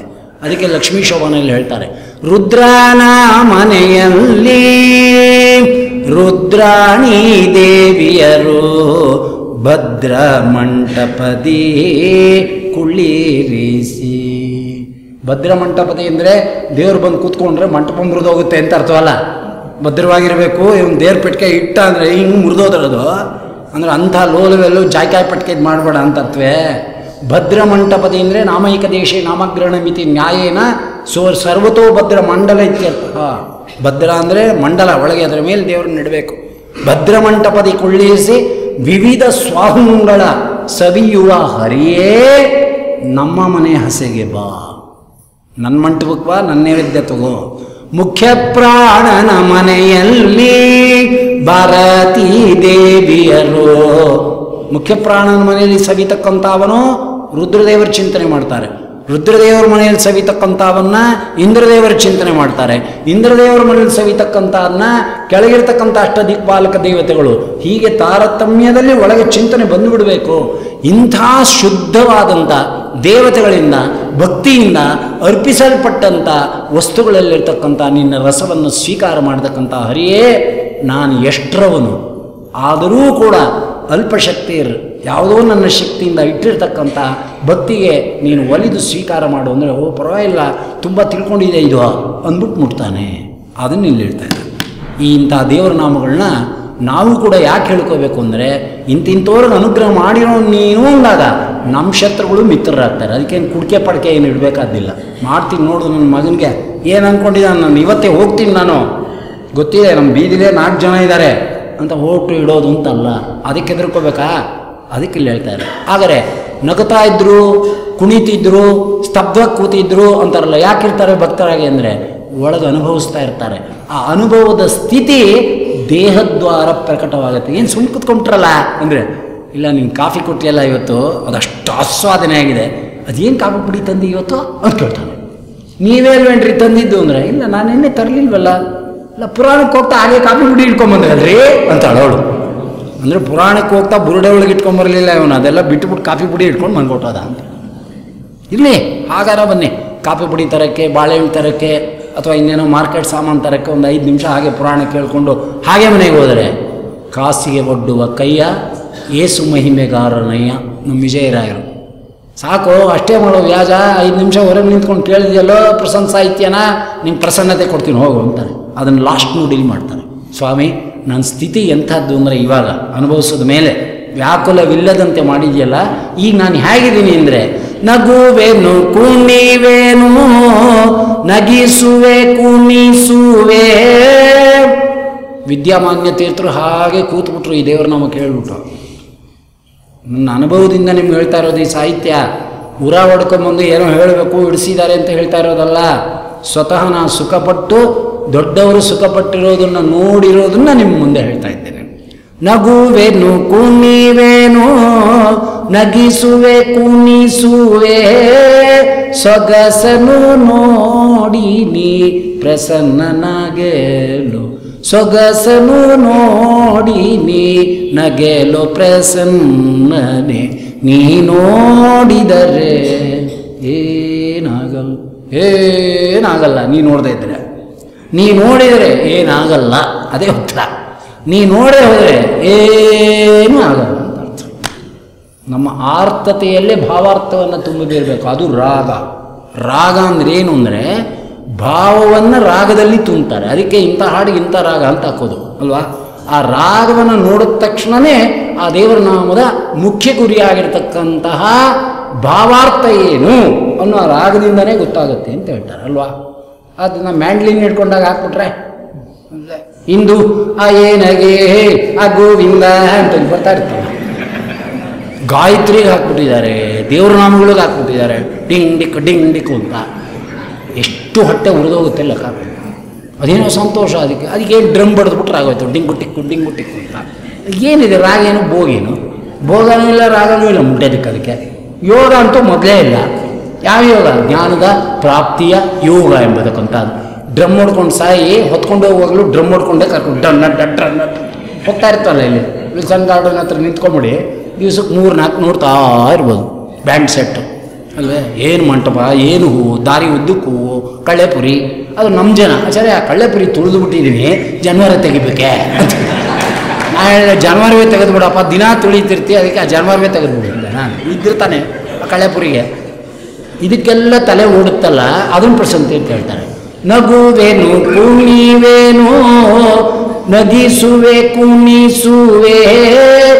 ಎಷ್ಟು ದೊಡ್ಡ ಅರ್ಥ ಇದರೊಳಗೆ ತುಂಬಿದೆ ಗೊತ್ತೇನು? ಅದಕ್ಕೆ ವಿದ್ಯಾಮಾನ್ಯ ತೀರ್ಥರು ಅಷ್ಟು ಸಂತೋಷಪಟ್ಟಿದ್ದು. ನಗುವೇನು ಕುಣಿವೇನು, ನಗುತ್ತೇನೆ, ಕುಣಿತೇನೆ, ಅಳ್ತೇನೆ. ಇದಕ್ಕೆ ಕಾರಣ ಏನು? ನಿನ್ನಿಂದ ನನಗಾದ ಉಪಕಾರದ ಸ್ಮರಣೆ, ನಿನ್ನಿಂದ ನನಗಾಗಿರ್ತಕ್ಕಂತಹ ಅನುಭವ ಇದೆಯಲ್ಲ, ಆ ಅನುಭವ ದೇಹದ್ವಾರ ಪ್ರಕಟವಾಗುತ್ತೆ. ನಗುವೆನು ಕುಣಿವೇನು ನಗಿಸುವೆ ಕುಣಿಸುವೆ. ಯಾವುದರಿಂದ? ನನ್ನ ಕರ್ಮವನ್ನು ನಿಮಿತ್ತ ಮಾಡಿ. ನಗಕ್ಕೊಂದು ಕರ್ಮ ಇದೆ, ಶಂಕವಾದ್ಯ ಹೊಡೆಯೋಕ್ಕೊಂದು ಕರ್ಮ ಇದೆ, ಕುಣಿಯೋಕ್ಕೊಂದು ಕರ್ಮ ಇದೆ, ತಲೆ ಬಡ್ಕೊಳಕ್ಕಿದೆ. ಚೆನ್ನಾಗಿ ಮನೇಲಿ ಹೆಂಡತಿ ಮಕ್ಕಳು ಹೊಟ್ಟೆ ಒರೆಸ್ಕೊಂಡ್ಬಿಟ್ರೆ ದಬ ದಬ ದಬ ದಬ ಹೊಡ್ಕೊಂತಾರೆ. ಯಾಕೆ ಅಂದರೆ ಅದೇ ಕರ್ಮ. ಏನು ಆಚಾರ್ಯ ಅದೇನೋ ಗಲಾಟೆ ಆಗ್ತಿತ್ತಲ್ಲ ಮೇಲೆ, ಏನೂ ಇಲ್ಲಪ್ಪ ಅಂತ ಅನುಮಾನ. ನಗಿಸುವೆ ಕುಣಿಸುವೆ ನಗುವೆನು ಕುಣಿವೇನು. ದೇವರು ನೋಡ್ತಾ ಇರ್ತಾನಂತೆ. ಸೊಗಸನು ನೋಡಿ ನೀ ನಗೆಲು ಪ್ರಸನ್ನನೆ. ನಿಜವಂತೆ ಜಾಂಟ ಹೊಡಿ. ನಮ್ಮ ಸೊಗಸನ್ನು ನೋಡಿ, ನಮ್ಮ ಕರ್ಮದ ಭೋಗಾವಸ್ಥೆಯನ್ನು, ಈ ಜೀವನ ಅವಸ್ಥೆಗಳನ್ನು ನೋಡಿ ಸ್ವಾಮಿ ನಗ್ತಾನಂತೆ. ಅದಕ್ಕೆ ಪುರಂದರದಾಸರಿಟ್ಟು ನಗುವರಲು ರಂಗನಿ ನಾಟವ ಕಂಡು. ಅವನಾಟ ಕಂಡು ನಗ್ತಾರಂತೆ. ಇವನಾಟ ನೋಡಿ ದೇವ್ರ ನಗಲ್ವೇ? ಅಯ್ಯೋ ಮುಂಡೆದೆ. ಇಷ್ಟೆಲ್ಲ ಹೊಡ್ಕೊಳ್ಳೋ ಬದಲು ಆ ಕರ್ಮಗಳನ್ನೆಲ್ಲ ನನ್ನ ಪಾದಕ್ಕೆ ಸಮರ್ಪಣೆ ಮಾಡಿ, ಪ್ರಭು ನನ್ನ ಉದ್ಧಾರ ಮಾಡು ಅಂತ 2 ಕೈ ಎತ್ತು ಸಾಕು. ಎಲ್ಲ ಭಸ್ಮೀಭೂತವನ್ನಾಗಿ ಮಾಡಿ ನಗಿಸ್ತಾ ಒಂದು ಕಡೆ ಸುಮ್ಮನೆ ಸ್ತಬ್ಧವಾಗಿ ಕೂಡಿಸ್ಬಿಡ್ತೀನಿ. ನನ್ನ ಸುಖ ಅನ್ನೋದು ನಿಂಗಿನ್ನೂ ಗೊತ್ತಿಲ್ಲ. ಪದಾರ್ಥದಿಂದ ಬರ್ತಕ್ಕಂಥ ಸುಖದಂತೆ ನನ್ನ ಸುಖ ಅಲ್ಲ. ಸುಖದ ಪ್ರಕಾರಗಳು ಬೇರೆ ಇದೆ. ನಮ್ಮ ಗುರುಗಳು ಹೇಳ್ತಾ ಇದ್ರು, ಕೊಬ್ಬರಿ ಮಿಠಾಯಿ ಮುರಿದು ಬಾಯಿಗೆ ಹಾಕ್ಕೊಂಡ್ರೆ ಸುಖ ಅಲ್ವೇ, ಇನ್ನೇನೋ ನೋಡಿದ್ರು ಸುಖ, ಇನ್ನೇನೋ ಮುಟ್ಟಿದ್ರು ಸುಖ, ಇನ್ನೊಂದು ಕೇಳಿದ್ರೆ ಸುಖ, ಇನ್ನೊಂದು ನಡ್ಕೊಂಡು ಹೋದರೆ ಸುಖ, ಎಲ್ಲ ಪ್ರಕಾರ ಇದೆ. ಹೆಂಡತಿ ಸುಖ ಅಂದರೆ ಮುರಿದು ಬಾಯಿಗೆ ಹಾಕ್ಕೊಳ್ಳೋದು ಅಂತ ಅರ್ಥವೇ? ಅದೇ ಬೇರೆ, ಇದೇ ಬೇರೆ, ಅದೇ ಬೇರೆ ಅಲ್ವಾ? ಸುಖದ ಪ್ರಕಾರಗಳಿದೆ. ಎಲ್ಲವನ್ನು ಏಕೀಭೂಯವನ್ನಾಗಿ ಮಾಡಿ ಕೂತ್ ಕಡೆನೇ ಕೊಟ್ಬಿಡ್ತೇನೆ ಅದನ್ನು. ಅದಕ್ಕೆ ನನಗೆ ಸಮರ್ಪಣೆ ಮಾಡು. ಮತ್ಕರ್ಮ ಮತ್ಕೃನ್ನರ ಮದ್ಭಕ್ತ ಸಂಘವರ್ಜಿತ ನಿರ್ವೈರಾಯ ಸರ್ವಭೂತೇಶು ಸಮಾಂ ಏತಿ ಪಾಂಡವ. ಏನು ಬ್ಯೂಟಿಫುಲ್ ಶ್ಲೋಕ ಸ್ವಾಮಿ. ಎಲ್ಲ ನಂಗೆ ಸಮರ್ಪಣೆ ಮಾಡಯ್ಯ, ಯಾಕೆ ಯೋಚನೆ ಮಾಡ್ತಿ ಅಲ್ಲೇ? ಕರ್ಮಣ್ಯೇವಾಧಿಕಾರಸ್ಥೆ ಮಾಫಲೇಶು ಕದಾಚನ. ನನ್ನ ಬುಳಕ್ಕೆ ಹಾಕು ಭಕ್ತಿಯಿಂದ, ತಗೋ ನಿಂಗೆ ಸುಖ ಏನು ಬೇಕೋ ಕೊಡ್ತಕ್ಕಂಥ ಅವನಾಗ್ತೇನೆ ಅನ್ನೋದು ಈ ದೇವ್ರ ನಾಮದಲ್ಲಿ ಹೇಳ್ತಾರೆ. ಯಾಕೆ ಈ ದೇವ್ರ ನಾಮ ಫಸ್ಟ್ ಹೇಳಿದೆ ಅಂದರೆ, ಈ ಸ್ಥಿತಿಯಲ್ಲಿ ಇದ್ದಿದ್ದನ್ನು ರಿಪೇರಿ ಮಾಡಿಕೊಂಡ್ರು. ರಿಪೇರಿ ಮಾಡಿಕೊಂಡು ಸ್ವಾಮಿ ದಿನ ನನ್ನ ಪರಿವಾರಕ್ಕೆ ಕೂತ್ ಕಡೆ ಕೆಟ್ಟ ಹೆಸರು ಬರ್ತಾ ಇದೆ. ಒಂದೇ ಕಡೆ ಕೂತ್ಬಿಟ್ರು, ಏನು ಒಲೆನೇ ಹೆಚ್ಚಲ್ಲ ಊರಿನಲ್ಲಿ, ಬೆಳಗ್ಗೆ ಸಾಯಂಕಾಲ ಊಟ ಹಾಕ್ಬಿಟ್ಟು ಎಲ್ಲರನ್ನು ಸೋಮಾರಿಗಳನ್ನಾಗಿ ಮಾಡ್ತಾ ಇದ್ದಾರೆ ಅಂತಲೂ ಆಕ್ಷೇಪ ಇತ್ತು ಆ ಕಾಲಕ್ಕೆ. ಅದಕ್ಕೋಸ್ಕರ ಯಾರೇನಾನ ಅಂದ್ಕೊಳ್ಳಿ, ನನಗೆ ನಿತ್ಯ ಗೋಪಾಲಕೃಷ್ಣನ ಸನ್ನಿಧಾನದಲ್ಲಿ ಈ ಬರೋರೇ ಗೋಪಾಲಕರು, ಈ ಬರೋ ಮುತ್ತೈದೆಯರೇ ಗೋಪಿಕಾಸ್ತ್ರೀಗಳು ನಿನ್ನ ಸೇವೆಗೆ ಬರ್ತಾ ಇದ್ದಾರೆ, ಅವ್ರಿಗೊಂದು ತುತ್ತು ಅನ್ನ ಹಾಕಬೇಕು, ಆ ಭಾಗ್ಯ ಕೊಡು ಅಂತ ಅಮ್ಮನವ್ರನ್ನ ಪ್ರಾರ್ಥನೆ ಮಾಡ್ತಾ ಇದ್ದಾರೆ ಅಲ್ವೇ. ಅದಕ್ಕೋಸ್ಕರ ಈ ತಿರ್ಪಿಯವರು ದೇವರನ್ನ ಕೇಳ್ಕೋತಾರಲ್ಲ ಜನನ್ನ, ಕಳತಾಯೇ ಅಂತ ಆ ಟೋನಲ್ಲೇ ಒಂದು ಹಾಡು ಮಾಡ್ತಾರೆ ನೋಡಿ. ಟೋನು ಕೂಡ ಅದೇ ಅನುಕರಣೆ ಮಾಡ್ತಾರೆ. ತಿರುಪಿಯವರು ಹೇಗೆ ಜನಗಳನ್ನು ಬೇಡ್ಕೋತಾರೋ ಒಂದು ತುತ್ತು ಕವಳ ಹಾಕಿ ಅಂತ, ಅದೇ ಟೈಪಲ್ಲಿ ಅಮ್ಮನವ್ರನ್ನ ಕೇಳ್ಕೋತಾರೆ ಒಂದು ತುತ್ತು ಕವಳ ಹಾಕಮ್ಮ ಅಂತ. ಆ ಕವಳ ಎಂಥದ್ದು ಅಮ್ಮನವ್ರು ಕೊಡೋದು ಅನ್ನೋದು ದೇವಾನುದೇವತೆಗಳು ಕೂಡ ಆ ಕವಳವನ್ನು ಬಯಸ್ತಾರೆ ಅನ್ನೋ ಕವಳವನ್ನು ಹೇಳ್ತಾರೆ. ಕವಳ ತಾಯಿ ಕವಳಾಗಮ್ಮ, ಈ ಪಾಪಿ ಪರದೇಶಿಯ ಮರಿಬೇಡಿರಮ್ಮ, ಕವಳ ತಾಯಿ ಕವಳಾಗಮ್ಮ, ಈ ಪಾಪಿ ಪರದೇಶಿಯ ಮಡಿಬೇಡಿರಮ್ಮ. ತಿನ್ನಗತಿ ಇಲ್ಲದಿರೋ ತಿರುಕ್ನೋರು ನಾವು, ನೀ ಕೊಟ್ಟುಂಟು ಅನ್ನಪೂರ್ಣೇಶ್ವರಿಗೆ ಅನ್ನ ಹಾಕುವವಳು ನೀನು, ಜಗತ್ತಿಗೆ ಅನ್ನ ಹಾಕೋಳು ಅನ್ನಪೂರ್ಣೇಶ್ವರಿ ಅಂತ ತಿಳ್ಕೊಂಡಿದ್ದೇವೆ ನಾವು. ಕಾಶಿ ಒಳಗೆ ಬಂದವರಿಗೆಲ್ಲ ಅನ್ನಪೂರ್ಣೇಶ್ವರಿ ಹಾಕ್ತಾಳಂತೆ. ಗಂಡನ್ನು ಕೂಡ ಕ್ಯೂನಲ್ಲಿ ನಿಂತ್ಕೊಂಡ್ಬಿಟ್ಲು ಪುಣ್ಯಾತ್ಕಿತ್ತೆ. ರುದ್ರದೇವರು ಕೂಡ ಕಪಾಲ ಇಟ್ಕೊಂಡು ನಿಂತ್ಕೊಂಡ್ಬಿಟ್ಟಿದ್ದಾರೆ. ಯಾಕೆ ಅಂತ ಅಂದರೆ ಕಲಿಯುಗದಲ್ಲಿ ಹೆಂಗಸರು ಅಡುಗೆ ಮಾಡಬೇಕು, ಗಂಡಸರಿಗೆ ಭಿಕ್ಷೆ ಹಾಕಬೇಕು, ನಮಸ್ಕಾರ ಮಾಡಬೇಕು ಅಂತ ಅರ್ಥ. ಗಂಡಗೆ ಊಟ ಬಡಿಸ್ಬಿಟ್ಟು ಸಾಷ್ಟಾಂಗ ಒಂದು ನಮಸ್ಕಾರ ಹೊಡೆದ್ಬಿಟ್ಟು ಪತ್ಯಂತರ್ಗತ ಭಾರತೀಯ ಮುಖ್ಯ ಪ್ರಾಣಾಂತರ್ಗತ ಅಂದುಬಿಟ್ರೆ ದೊಡ್ಡ ಯಜ್ಞಫಲ ಬಂದುಬಿಡ್ತದೆ ಅನ್ನೋದನ್ನು ತೋರಿಸ್ಕೊಡ್ತಾ ಇದ್ದಾರೆ ಅಷ್ಟೇ, ಇನ್ನೇನಿಲ್ಲ. ನೋಡಿದ್ರೆ ಹೇಗೆ ದುಡಿಸ್ಕೊತಾ ಇದ್ದಾರೆ ಸ್ತ್ರೀಯರನ್ನ. ಪುರುಷ ಪ್ರಧಾನವಾದ ಸಮಾಜದಲ್ಲಿ ಸ್ತ್ರೀಯರನ್ನು ಎಲ್ಲಿಗಿಟ್ಟಿದ್ದಾರೆ. ಅದಕ್ಕೆ ನಾವು ಕೈಯಲ್ಲಿ ಹಿಡುವ ಸೌಟು ಹಿಡಿಯುವ ಸ್ತ್ರೀಯರು ಬ್ಯಾಟು ಚೆಂಡುಗಳನ್ನು ಹಿಡಿದು ಕ್ರಿಕೆಟ್ ಆಡುತ್ತಾ ಇದ್ದಾರೆ ಅಂತ ಈಗ ರಿಲೇ ಆಗ್ತಾ ಇದೆ. 60 ವರ್ಷದ ಮುದುಕಿರೆಲ್ಲ ಕ್ರಿಕೆಟ್ ಆಡ್ತಾ ಇದ್ದಾರೆ. ಪಾಪ ಕೈ ತಿರುಗ್ಸಕ್ಕೆ ಬರಲ್ಲ, ಶುಗರು ಹಿಂಗೆ ಎಳ್ಸುತ್ತಾ ಇದ್ದಾರೆ. ಬ್ಯಾಟು ಬೀಸೋಕ್ಕಾಗಲ್ಲ, ಹಿಡ್ಕೊಂಡ್ಬಿಡುತ್ತೆ, ಸುಮ್ಮನೆ ಅಂತಾರೆ. ಅದೆಲ್ಲ ಅಲ್ಲಿ ತನಕ ಕೊಡೋದ್ರೆ ಅಷ್ಟಕ್ಕೆ 2 ರನ್ನು. ಈಗ ನೋಡ್ಕೊಂಬಂದೆ, ನ್ಯೂಸ್ ನೋಡೋಣ ಅಂತ ಈಗ ಅಂದೆ. ಈ ಕ್ರಿಕೆಟನ್ನು ಹಾಕಿದ್ರು 60ನೇ ವರ್ಷದಲ್ಲಿ ಗೃಹಿಣಿಯರು ಸೌಟು ಹಿಡಿದ ಕೈಗಳು ಬ್ಯಾಟುಗಳನ್ನು ಹಿಡಿದೆ. ಸದ್ಯ ನಮ್ಮ ಮೇಲೆ ಪ್ರಯೋಗ ಮಾಡಲಿಲ್ಲ. ಎಷ್ಟು ಚಂದ ನೋಡಿ. ಇರಲಿ, ಆಟ ಆಡಿ ಬೇಡ ಅನ್ನಲ್ಲ, ಅದಕ್ಕಿಲ್ಲ ಹೇಳ್ತಾರೆ. ಕವಳ ತಾಯಿ ಕವಳ ಅಮ್ಮ, ಈ ಪಾಪಿ ಪರದೇಶಿಯ ಮರಿಬೇಡಿರಮ್ಮ. ನಮ್ಮ ಕವಳ ಎಂಥದ್ದು ಅಂದರೆ ಅವರೇ ಇನ್ನೊಂದು ದೇವರು ನಮ್ಮಲ್ಲಿ ವ್ಯಾಖ್ಯಾನ ಮಾಡ್ತಾರೆ. ಬರೀ ಅನ್ನ ಅಂತ ಅರ್ಥವಲ್ಲ ಅದಕ್ಕೆ. ಕವಳ ಅಂದರೆ ಭಿಕ್ಷಾಂದೇಹಿ ಮೇ ಸ್ವಾಮಿ, ಕುಕ್ಷಿಯು ತುಂಬುವ ತೆರೆದಲಿ ಜ್ಞಾನದ ಭಿಕ್ಷಾಂದೇಹಿ ಮೇ ಸ್ವಾಮಿ. ಸಂಸ್ಕೃತದ ದೇವರ ನಾಮ ಅದು. 6 ಮಂದಿ ಶತ್ರುಗಳಿರುವರು, ಕ್ರೂರರಿವರು, ಎನ್ನನು ಬಿಡರು. ಅಡುಗೆ ಮಾಡ್ಕೊಂಡಿದ್ದೀನಿ, ಜ್ಞಾನದ ಅಡುಗೆ ಮಾಡ್ಕೊಂಡಿದ್ದೀನಿ ಅಂದ್ರೇನು? ಹೇಳಿದ್ದೆ ಹೇಳುತ್ತಾ ಕೇಳಿದ್ದೆ ಕೇಳುತ್ತಾ ಮೇಲೆ ಮನನ ಮಾಡುತ್ತಾ ಅನುಭವಕ್ಕೆ ಬಾರುವ ತನಕ ಭ್ರಾಂತಿ ಬಿಡೋದು ದುರ್ಭಾಗ್ಯ ಪುರುಷನೇ ಅಂತ ಏನೋ ಓದಿದ್ದು ಕೇಳಿದ್ದು ಎಲ್ಲ ಮಾಡಿ ಒಂದು ಪಕ್ವವಾಸ್ತೆ ತಂದ್ಕೊಂಡು ಅಡುಗೆ ಮಾಡ್ಕೊಂಡಿದ್ದೀನಿ. ಆದರೆ ಏನು ಮಾಡೋದು, ಒಳಗಿರ್ತಕ್ಕಂಥ ಶತ್ರುಗಳು ಅದನ್ನು ಬೇರೆ ಬೇರೆ ಕಡೆಗೆ ಎತ್ಕೊಂಡು ಹೊರಟೋಗ್ತಾ ಇದ್ದಾರೆ. ಯಾರವರು? ಕಾಮಯೇಶ ಕ್ರೋಧಯೇಶ ರಜೋಗುಣ ಸಮದ್ಭವ ಗೀತ ಅಲ್ಲ. ಕಾಮ ಕ್ರೋಧ ಲೋಭ ಮೋಹ ಮದ ಮತ್ಸರ ಬಿಡಿಸೋ ಇನ್ನೊಂದು ದೇವರ ನಾಮದಲ್ಲಿ ಬರುತ್ತೆ. ಈ 6 ಮಂದಿ ಶತ್ರುಗಳು ಸೇರ್ಕೊಂಡ್ಬಿಟ್ಟಿದ್ದಾರೆ. ನಾನು ಮಾಡಿಟ್ಕೊಂಡಿರೋ ಅಡುಗೆನೆಲ್ಲ ಕದ್ಕೊಂಡು ಹೊರಟೋಗ್ತಾ ಇದ್ದಾರೆ. ಹೊಟ್ಟೆ ಹಸಿವಾಗ್ತಾ ಇದೆ, ಅನ್ನ ಇಲ್ಲ, ಜ್ಞಾನ ಇಲ್ಲ. ಭಿಕ್ಷಾಂದೇಹಿಮೆ, ನೀನು ಅನುಗ್ರಹ ಮಾಡಿ ಕೊಡ್ತಕ್ಕಂಥ ಜ್ಞಾನವನ್ನು ಇವರು ಯಾರೂ ಮುಟ್ಟಕ್ಕಾಗಲ್ಲ. ನಾನು ರೆಡಿ ಮಾಡಿ ಇಟ್ಕೊಂಡಿರೋ ಅನ್ನನ ಇವರು ಹೊತ್ಕೊಂಡು ಹೊರಟೋಗ್ತಾರೆ. ನೀನು ಅನುಗ್ರಹ ಮಾಡಿ ಒಂದು ಕವಳ ಆಗ್ತೀಯಲ್ಲ, ಹೇ ರಮಾ, ಅದನ್ನು ಇವರು ಯಾರೂ ಮುಟ್ಟಕ್ಕಾಗಲ್ಲ. ಆ ಅನ್ನ ನಮಗೆ ಶಾಶ್ವತವಾಗಿ ಉಳಿತಕ್ಕಂಥದ್ದಾಗತ್ತೆ ಅನ್ನೋ ಅನುಗ್ರಹ ರೂಪದಲ್ಲಿ ಹೇಳ್ತಾ ಇದ್ದಾರೆ. ಸಂಜೆಯ ಕವಳಕ್ಕೆ 1000 ಪತ್ತು, ಅಂಜಿ ಓಡುವುದೆಂದು ತಿಳಿಯಲಿಲ್ಲವೇ ನಮ್ಮ. ಬುಂಜಿಸಿ ನಿಮ್ಮಯ ಪತಿಯ ಪ್ರಸಾದವ, ಬುಂಜಿಸಿ ನಿಮ್ಮಯ ಪತಿಯ ಪ್ರಸಾದವ, ಎಂಜಲು ಎನಗಿಷ್ಟು ಜೋಳಿಗಿಕ್ಕೀರವ್ವ.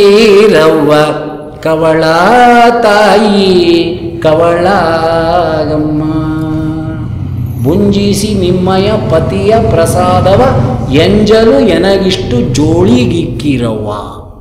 ಲೋಕದಲ್ಲೂ ಕೂಡ ಹಿಂದಿನ ಕಾಲದಲ್ಲಿ, ಈಗಲ್ಲ, ಈಗ ಅವರು ನಮ್ಗೆ ಬಿಸಿ ಅಡುಗೆ ಮಾಡಿ ಅವರೇ ನಮ್ಗಾಗ್ತಾರೆ ಸದ್ಯ. ಹಿಂದಿನ ಕಾಲದಲ್ಲಿ ತಿರುಪಿಯವರು ಮಿಕ್ಕಿದ ತಂಗಳು ಗಿಂಗಳು ಹಾಕೋರವಾ, ತಂಗಳಾರು ಕೊಡ್ರವಾ ಅನ್ನೋರು ಅಲ್ವಾ. ತಿರುಪಿಯವರು ತಂಗಳಾದರೂ ಮಿಕ್ಕಿದ್ದೆಲ್ಲ ಬೆಳಗ್ಗೆವರೆಗೆ ಹಾಕ್ತಾಯಿದ್ದು ಒಂದು ಕಾಲ ಇತ್ತದು, ಸಹಜವಾದಂಥ ಒಂದು ಕಾಲ. ತಿನ್ನುವ ಕಾಲ, ನಡೀತಕ್ಕಂಥ ಕಾಲ, ಕಣ್ಗೊತ್ಕೊಂಡು ತಿನ್ನುವಂಥ ಕಾಲ. ನನ್ನ ಬಾಲ್ಯಾವಸ್ಥೆ ಒಳಗೆ ನಮ್ಮ ತಂದೆ ಸತ್ತ ತಕ್ಷಣದಲ್ಲಿ ಕಡುಬಡತನ ನಮಗೆ. ಒಂದು 3 ಮನೇಲಿ ತಂಗಳನ್ನ ಕೊಡ್ತಾಯಿದ್ರು.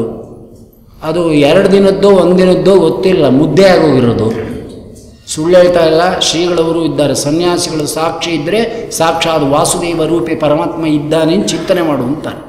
ನೀರು ಹಾಕಿಬಿಟ್ಟು ನಮ್ಮಮ್ಮ ಚೆನ್ನಾಗಿ ಕಿಮುಚಿ ಆ ಲೋಳಿ ಎಲ್ಲ ತೆಗೆದು ಅಗಳಗಳೇನು ಬರುತ್ತೋ ಅದನ್ನು ತೆಗೆದು ಒಂಚೂರು ಮೆಣಸಿನ ಪುಡಿ ಹೀಗೆ ಅಂದ್ಬಿಟ್ಟು ಅದನ್ನು ತಲೆ ಸೌರಿ ಬಾಯಿಗಿಡ್ತಿದ್ಲು. ನನಗೆ ಆವಾಗ 7 ವರ್ಷ 8 ವರ್ಷ ಅನ್ನೋದು. ಅದನ್ಬೇಡ, ಇವತ್ತು ದೇವರು ಕೊಟ್ಟಿರೋದು ಇದಪ್ಪ, ಇದು ತಿನ್ನು, ನಾಳೆ ಮೃಷ್ಟಾನ್ನ ತಿನ್ನಿಸ್ತಾನೆ ನಿಂಗೆ ದೇವರು ಅಂದರು. ಇವತ್ತು ಅದು ಜ್ಞಾಪಕ ಬರುತ್ತೆ. ಮೃಷ್ಟಾನ್ನ ಇದೆ, ಆದರೆ ಈಗೇನು ಮಾಡಿದ್ದಾನೆ ಅಂದರೆ ಅಮ್ಮನ ಆಶೀರ್ವಾದದಿಂದ ಮೃಷ್ಟಾನ್ನ ಸಿಕ್ತು, ಆದರೆ ನನ್ನ ಕರ್ಮದಿಂದ ಅಲ್ವೇ ಜಿಲೇಬಿ ಹಿಂಗೆ ನೋಡಿದೆ ಇಟ್ಕೊಂಡೆ ಬೇಡ ಬೇಡ ಬೇಡ ಬೇಡ ಅಂದ್ಬೇಡ. ಅಲ್ಲ, ಇನ್ನೊಂದು ಇವತ್ತೆಲ್ಲ ಊಟಕ್ಕೆ ಹೋಗಿದ್ದೆ, ಜಾಮೂನು ಎಷ್ಟೋ ದಿನ ಆಗೋಗಿತ್ತು ತಿಂದು. ಹೋಲಿ ಧನುರ್ ವ್ಯತಿಪಾತ, ಇವತ್ತು ವ್ಯತಿಪಾತ ಆದರೂ ಪರವಾಗಿಲ್ಲ, 2 ಜಾಮೂನು ತಿನ್ಬೋಣ ಅಂದರೆ ಬೇಡ ಬೇಡ ಬೇಡ ಬೇಡ ಬೇಡ ಅಂತ. ಯಾಕೆಂದರೆ 500 ಕೊಟ್ಟೋಗುತ್ತೆ. ನನ್ನ ನೀಡ್ಲು ನಿಂತಿರೋದೇ 270ರಲ್ಲಿ. ನನಗೆ ದೇವರು ಪಿಂಚಣಿ ಕೊಟ್ಬಿಟ್ಟಿದ್ದಾನೆ, ಪರ್ಮನೆಂಟ್ ಪಿಂಚಣಿ ದೇಹಕ್ಕೆ. 270 ಅನ್ನೋದೇ ನನಗೆ ನಾರ್ಮಲ್ಲು. ಆದರೆ ನಾನು ಯಾರೂ ಆ ಸ್ಥಿತಿಲಿ ನೋಡ್ತಾ ಇಲ್ಲ. ನೀವು ಅದೇ ದೇವರು ಕೊಟ್ಟಿರೋ ಆರೋಗ್ಯ. ಸಾಧನೆಗೆ ತೊಂದರೆ ಆಗದೇ ಇದ್ದಾಗೆ ಕರ್ಮವನ್ನು ಕಳಿಸ್ತಾ ನಮ್ಮ ಹರಿವಾಯುಗಳ ಅನುಗ್ರಹದಿಂದ ಬದುಕಿದ್ದೀನಿ ನಾನು. ನಂದು 25, ನಾನು ಡಾಕ್ಟ್ರಿಗೆ ಆಶ್ಚರ್ಯ ಮಾಡಿದೆ. ಡಾಕ್ಟ್ರೇ ಊಟಕ್ಕೆ ಬರ್ಬೇಕು ನಮ್ಮ ಮನೆಗೆ ಅಂದೆ. ದಂಪತಿಗಳು ಯಾಕಪ್ಪ ಅಂದರು. 25 ವರ್ಷ ಆಯಿತು ಅಂದೆ. ಮದುವೆ ಆಗ ಅಂದರು. ಅಲ್ಲ ಸ್ವಾಮಿ, ಶುಗರ್ ಬಂದು ಅಂದರು. ಹಾಗಾದ್ರೆ ಇನ್ಸುಲಿನ್ ಏನು ತಗೋತಿಲ್ವಾ ಅಂದರು. ಏನೂ ತಗೋತಿಲ್ಲ ಸ್ವಾಮಿ, ದೇವರು ರಕ್ಷಣೆ ಮಾಡ್ತಾ ಇದ್ದಾನೆ, ಧನ್ವಂತರಿ ದಯಮಾಡು, ಸಣ್ಣವ ನಿಮ್ಮ ಕೇವಲ. ಒಂದು ಹರಕು ಮುಂಡೆದು ಇರುವೆ ಇದ್ದಾಗೂ ಅಲ್ಲ ಅಲ್ವೇ, ಕಾಲಿಡಬೇಕೆ ಇರುವೆ ಸಾಯಕ್ಕೆ ಹೇಳಿ. ಹಾಗೆ ಈ ರೋಗ ಸಾಧನೆಗೆ ಏನು ಇರುವೆನಾ ಆನೆನಾ ಏನಿಲ್ಲ. ಆದರೆ ಅವನ ಚಿತ್ತಕ್ಕೆ ಬಂದರೆ ಮಾತ್ರ ಸಾಧನೆಗೆ ಅಡ್ಡಿ ಆಗದೇ ಇರೋ ಕರ್ಮ ತಗೊಂಡು ಹೋಗ್ತಾನೆ. ಅದೇ ಈ ಸಾಹಿತ್ಯದ ಚಿಂತನೆ. ಅದಕ್ಕೋಸ್ಕರ ಹೇಳ್ತಾ ಇದ್ದೀನಿ, ನಿಮ್ಮ ಪತಿಯ ಬುಂಜಿಸಿ ನಿಮ್ಮಯ ಪತಿಯ ಎಂಜಲು ಎನಗಿಷ್ಟು ಜೋಳಿಗಿಕ್ಕಿರವು ಅಂದ್ರಲ್ಲ. ಯಾವುದು ಪ್ರಕೃತಿ ಅಭಿಮಾನಿಯಾಗಿರ್ತಕ್ಕಂಥ ರಮ ಅನುಗ್ರಹ ಮಾಡಿ ಜ್ಞಾನವೋ ಕವಳವೋ ಸಂಪತ್ತೋ ಯಾವ ಭಾಗ್ಯವಾದರೂ ನಮಗೆ ಅನುಗ್ರಹ ಮಾಡಿ ಕೊಟ್ಟಳು ಅಂದರೆ ಅದು ಯಾವತ್ತೂ ನಮ್ಮ ಸಾಧನೆಯನ್ನು ಹಾಳು ಮಾಡೋದಿಲ್ಲ. ಅದು ಹಳಸಿರಲಿ ಕೊಳಸಿರಲಿ, ತಿರುಪಿಯೋರು ಹೇಗೆ ಕಣ್ಗೊತ್ಕೊಂಡು ಊಟ ಮಾಡ್ತಕ್ಕಂಥವ್ರು ಆಗ್ತಾರೋ ಲೋಕದಲ್ಲಿ, ಹಾಗೆ ಜೀವರಾಶಿಗಳು ತಿರುಕರಾಗಿರ್ತಕ್ಕಂಥವರು ಅಲ್ವೇ. ಅಮ್ಮನವರು ಅನುಗ್ರಹ ಮಾಡಿ ಕೊಟ್ಟಿರ್ತಕ್ಕಂಥ ಸಂಪತ್ತಿದೆಯಲ್ಲ, ಶ್ರೀ ಮಹಾಲಕ್ಷ್ಮಿ, ಅದನ್ನೇ ಗೋಪಾಲದಾಸರು ಹೇಳಿದರು. ಅನ್ನವಸನ ಧನಧಾನ್ಯಕ್ಕಾಗಿ ಪರರನ್ನು ಯಾಚಿಸಿ ಖಿನ್ನನಾದೇನು ಎನ್ನವಗುಣಗಳ ಬಿಡಿಸಿ ಕಾಪಾಡಲೇ ಸಕಲ ಪದ್ಧರೆ ಕೊಲ್ಲಾಪುರ ಗತ ಕಮಲೇ ಅಂತ ದಾಸರಾಯರುಗಳು ನಮಗೋಸ್ಕರ ಪ್ರಾರ್ಥನೆ ಮಾಡಿ ತೋರಿಸ್ಕೊಡ್ತಕ್ಕಂಥವರಾಗ್ತಾರೆ. ಯಮದೊಂದು ಸಂಸಾರ ಬಲು ದೊಡ್ಡದವ್ವ. ನಮ್ಮ ಸಂಸಾರ ದೊಡ್ಡದು ಅಂತಾರೆ ಪ್ರಸನ್ನತೆ ಇತ್ತು. ಬೆಳಗ್ಗೆ 200 ಎಲೆ, ಸಾಯಂಕಾಲ 150 ಎಲೆ. ಇವತ್ತು 350 ಎಲೆ ಅಂತ ಒಂದು ಗುಡಿಗೆ ಹೋಗಿ ನಾವು ಬರೆಸಿದ್ರೆ ಮಿನಿಮಮ್ ಎಷ್ಟು ತಗೋತಾರೆ ಲೆಕ್ಕ ಹಾಕೊಳ್ಳಿ. 350 ಎಲೆಗೆ ದುಡ್ಡು ಕಟ್ಬಿಟ್ಟು ನಾವು ಊಟ ಮಾಡ್ಕೊಂಬರ್ಬೇಕಾದ್ರೆ ಎಷ್ಟು ಕಟ್ಟಬೇಕು ಅನ್ನೋದು ಲೆಕ್ಕ ಹಾಕೊಳ್ಳಿ. ಆ ಕಾಲ ಬಿಟ್ಟಿ ಊಟ ಬೆಳಗ್ಗೆನೂ ಅಷ್ಟೇ ರಾತ್ರಿನೂ ಅಷ್ಟೇ. ಯಾರು ಬರದೇ ಇದ್ದರೆ ಗರುಡ್ ಗಂಬ ಟಿಫಿನ್ ಕ್ಯಾರಿ ಬಾಕ್ಸ್. ನಮ್ಮ ಚಣಿಯಾಚಾರ್ಯರು ಅಂತ ಎಡಬಲ ಸೇವಿಯವರು ಇದ್ದರು. ಮದುವೆ ಆದ ಹೊಸ್ತಂತೆ ಪಾಪ ಹೇಳ್ಕೊತಾ ಇದ್ರು. ಒಂದಿನ ಹೆಂಡತಿ ಚೊಂಬು ಇವರು ಊಟ ಮಾಡ್ಕೊಂಡ್ರಂತೆ, ಏನೋ ವಿಶೇಷವಾದ ಭಕ್ಷ್ಯ ಮಾಡಿದ್ರಂತೆ. ಸ್ವಾಮಿಗಳು ಎದುರಿಗೆ ಕೂತ್ಬಿಟ್ಟಿದ್ರಂತೆ, ತೊಗೊಂಡು ಹೋಗಿ ಒಂಥರ ಭಯ. ಕೇಳೋಣ ಯಾಕೋ ಅಂದರೆ ಒಂಥರ ಹೇಳೋದು ಹೆಂಗೆ ಅಂತ. ಏನು ಇಷ್ಟೊತ್ತಾದರೂ ನಿಂತಿದೆಯಲ್ಲೋ ಅಚ್ಚಣ್ಣಿ ಅಂದ್ರಂತೆ. ಅದರಂತೆ ಪಾಪ ಏನು ಅಂದ್ರಂತೆ. ಅಷ್ಟೇ ಇನ್ನೇನು ಹೋಗು ಹೋಗು ಹೋಗು ಪಾಪ ಎಲ್ಲ ತೊಗೊಂಡು ರಾತ್ರಿಗೂ ತೊಗೊಂಡ್ಬಿಟ್ಟೋಗಿದ್ರಂತೆ. ಬೆಳಗ್ಗೆಗೆಲ್ಲ ರಾತ್ರಿಗೂ ತೊಗೊಂಡ್ಬಿಟ್ಟೋಗಿದ್ರಂತೆ ಪಾಪ. ಹೇಳ್ಕೊತಾ ಇರೋರು ಹೀಗೆ ನಮ್ಮನ್ನು ಸಾಕಿದ್ರಪ್ಪ. ನಮ್ಮ ದೇಹದಲ್ಲಿರೋರು ಪ್ರತಿ ರಕ್ತದ ಕಣಗಳು ಕೂಡ ಪ್ರಸನ್ನತೆ ಇದ್ದರು. ಗೋಪಾಲಕೃಷ್ಣನಿಗೆ ನೈವೇದ್ಯ ಮಾಡಿರ್ತಕ್ಕಂಥ ಒಂದೊಂದು ಕಣ ಇವತ್ತು ನಾವು ಈ ಸ್ಥಿತಿಲಿ ಇದ್ದೀವಿ ಅಂತ. ತಿಂದನ ಮನೆಗೆ ಕಣ್ಣಾಕೋ ಜನ ಅಲ್ಲ, ತಿಂದ ಮನೆಯ ಕೃತಜ್ಞತೆಯನ್ನು ಜ್ಞಾಪಿಸ್ಕೊಳ್ಳೋ ಜನ ಇದ್ದರು. ಈಗೇನಾಗ್ತದೆ ಏನು ಬಿಟ್ಟು ಹಾಕೋದು ನಮಗ, ನಾವೇನು ಮಾಡಲಿಲ್ವ ಅವನಿಗೆ ಅಂತಾರೆ. ತಕ್ಷಣದಲ್ಲಿ ಮಾತು ಬಂದ್ಬಿಡುತ್ತೆ, ಏನೋ ಮಾಡಿ ಅಡಗ್ದವ್ರಂಗೆ, ಯಾವುದು ಉಪಕಾರ ಸ್ಮರಣೆ ಇರಲ್ಲ. ಅದಕ್ಕೆ ಹೇಳ್ತಾರೆ ಯಮದೊಂದು ಸಂಸಾರ ಬಲು ದೊಡ್ಡದವ್ವ, ಶ್ರಮಿಸುವರದರೊಳೆ ಒಬ್ಬರಿಲ್ಲವ್ವ. ನಮ್ಮ ಸಂಸಾರ ದೊಡ್ಡದಮ್ಮ ಲಕ್ಷಮ್ಮ, ಶ್ರಮಿಸುವರ ಅದರೊಳಗೆ ಒಬ್ಬರಿಲ್ಲವ್ವ. ಹಿಂದಿನ ಕಾಲದಲ್ಲಿ ದೊಡ್ಡ ದೊಡ್ಡ ಸಂಸಾರ, ಮಕ್ಕಳು ಜಾಸ್ತಿ, ಇನ್ನು ಸಂಪಾದನೆಗಿಳಿದೇ ಇರುವಂಥ ವಯಸ್ಸು, ಯಜಮಾನನೇ ತಂದು ಸಂಸಾರ ಮಾಡ್ತಕ್ಕಂಥ ಅವಸ್ಥೆ ಅಲ್ವಾ, ಅದನ್ನು ಇಲ್ಲಿ ಹೇಳ್ತಾ ಇದ್ದಾರೆ. ಪೀಠಾಧಿಪತಿ ಜಮೀನಲ್ಲಿ ಏನು ಬರುತ್ತೋ ಅಷ್ಟೇ, ಬೇರೆ ದುಡ್ಡಿನ ರಹ ಇಲ್ಲ. ಯಮದೊಂದು ಸಂಸಾರ ಬಲು ದೊಡ್ಡದವ್ವ. ವ್ಯಾಸರಾಜ ಸಂಸ್ಥಾನ ಎಂಬತಕ್ಕಂಥದ್ದು ಬಹಳ ದೊಡ್ಡ ಸಂಸ್ಥಾನ ಅಮ್ಮ. ಅದಕ್ಕೆ ಇವತ್ತು ಚಿಕ್ಕದು ಮಾಡ್ಕೋತಾ ಇದ್ದೀವಿ ನಾವು. ಅನೇಕ ಜನಗಳನ್ನೆಲ್ಲ ಆಚೆ ಕಳಿಸ್ಬಿಟ್ಟು ಚಿಕ್ಕದು ಮಾಡ್ಕೊಂಡು, ಚಿಕ್ಕ ಚೊಕ್ಕ ಅಲ್ವಾ, ಚಿಕ್ಕ ಸಂಸಾರ ಸುಖಕ್ಕೆ ಆಧಾರ ಅಂತೀವಲ್ಲ ಆ ಥರ. ಏನು ಮಾತಾಡ್ತಾರೆ ಜನ ನೋಡಬೇಕು. ವ್ಯಾಸರಾಜ ಗುರು ಸಾರ್ವಭೌಮರ ಸಂಸ್ಥಾನ ಅನ್ನೋದು ಎಂಥ ಸಂಸ್ಥಾನ. ದೇಶ ಕಾಲೋಚಿತವಾಗಿ ಯಾವುದೋ ಸ್ವಲ್ಪ ಹೆಚ್ಚು ಕಡಿಮೆಯ ಮಾರ್ಪಾಡುಗಳಾದರೆ ಬಾಯಿ ನಾನಾ ಥರ ಮಾತಾಡ್ಕೊಂಡ್ಬಿಡ್ತಾರೆ ಅಲ್ವಾ. ಎಷ್ಟು ದೊಡ್ಡ ಸಂಸಾರ. ಅದಕ್ಕೆ ಪ್ರಶಾಂತ್ ತೀರ್ಥರು ಹೇಳ್ತಾರೆ, ಯಮದೊಂದು ಸಂಸಾರ ಬಲು ದೊಡ್ಡದವ್ವ. ಸನ್ಯಾಸಿಗಳ ಸಂಸಾರ ಅಂದರೆ ಯಾವುದು? ಮಠ, ಭಕ್ತರು, ಬಂದು ಹೋಗ್ತಕ್ಕಂಥವರು, ಅಭಿಮಾನಿಗಳು, ಅನಾಥರು ಎಲ್ಲರನ್ನ ಸಂರಕ್ಷಣೆ ಮಾಡ್ತಕ್ಕಂಥದ್ದು. ನಮ್ಮ ಗುರುಗಳು ಅದಕ್ಕೆ ಒಂದು ಡಬ್ಬಿ ಇಟ್ಬಿಟ್ಟಿದ್ರು ಪಾಪ ಬಿಡು ಸನ್ಯಾಸಿಗಳು. ಕಣ್ಣಲ್ಲಿ ನೀರು ಬರುತ್ತೆ ನನಗೆ ನೋಡಿದ್ರೆ. 4 ಡಬ್ಬಿ ಇಟ್ಟಿದ್ರು. ಒಂದು ಗೋ ಡಬ್ಬಿ, ಒಂದು ಬ್ರಾಹ್ಮಣರ ಡಬ್ಬಿ, ಒಂದು ಸಾಮಾನ್ಯ ಡಬ್ಬಿ ಅಲ್ವೇ. ಒಂದು ಯಾವ ಕ್ಷಣಕ್ಕೆ ಪಂಡಿತರು ಬರ್ತಾರೋ ಅವರಿಗೆ ಆ ಡಬ್ಬಿಲಿ ಇದ್ದಿದ್ದನ್ನ ಪಂಡಿತರಿಗೆ ಹಂಚ್ಬಿಡ್ಬೇಕು. 100 ರೂಪಾಯಿ.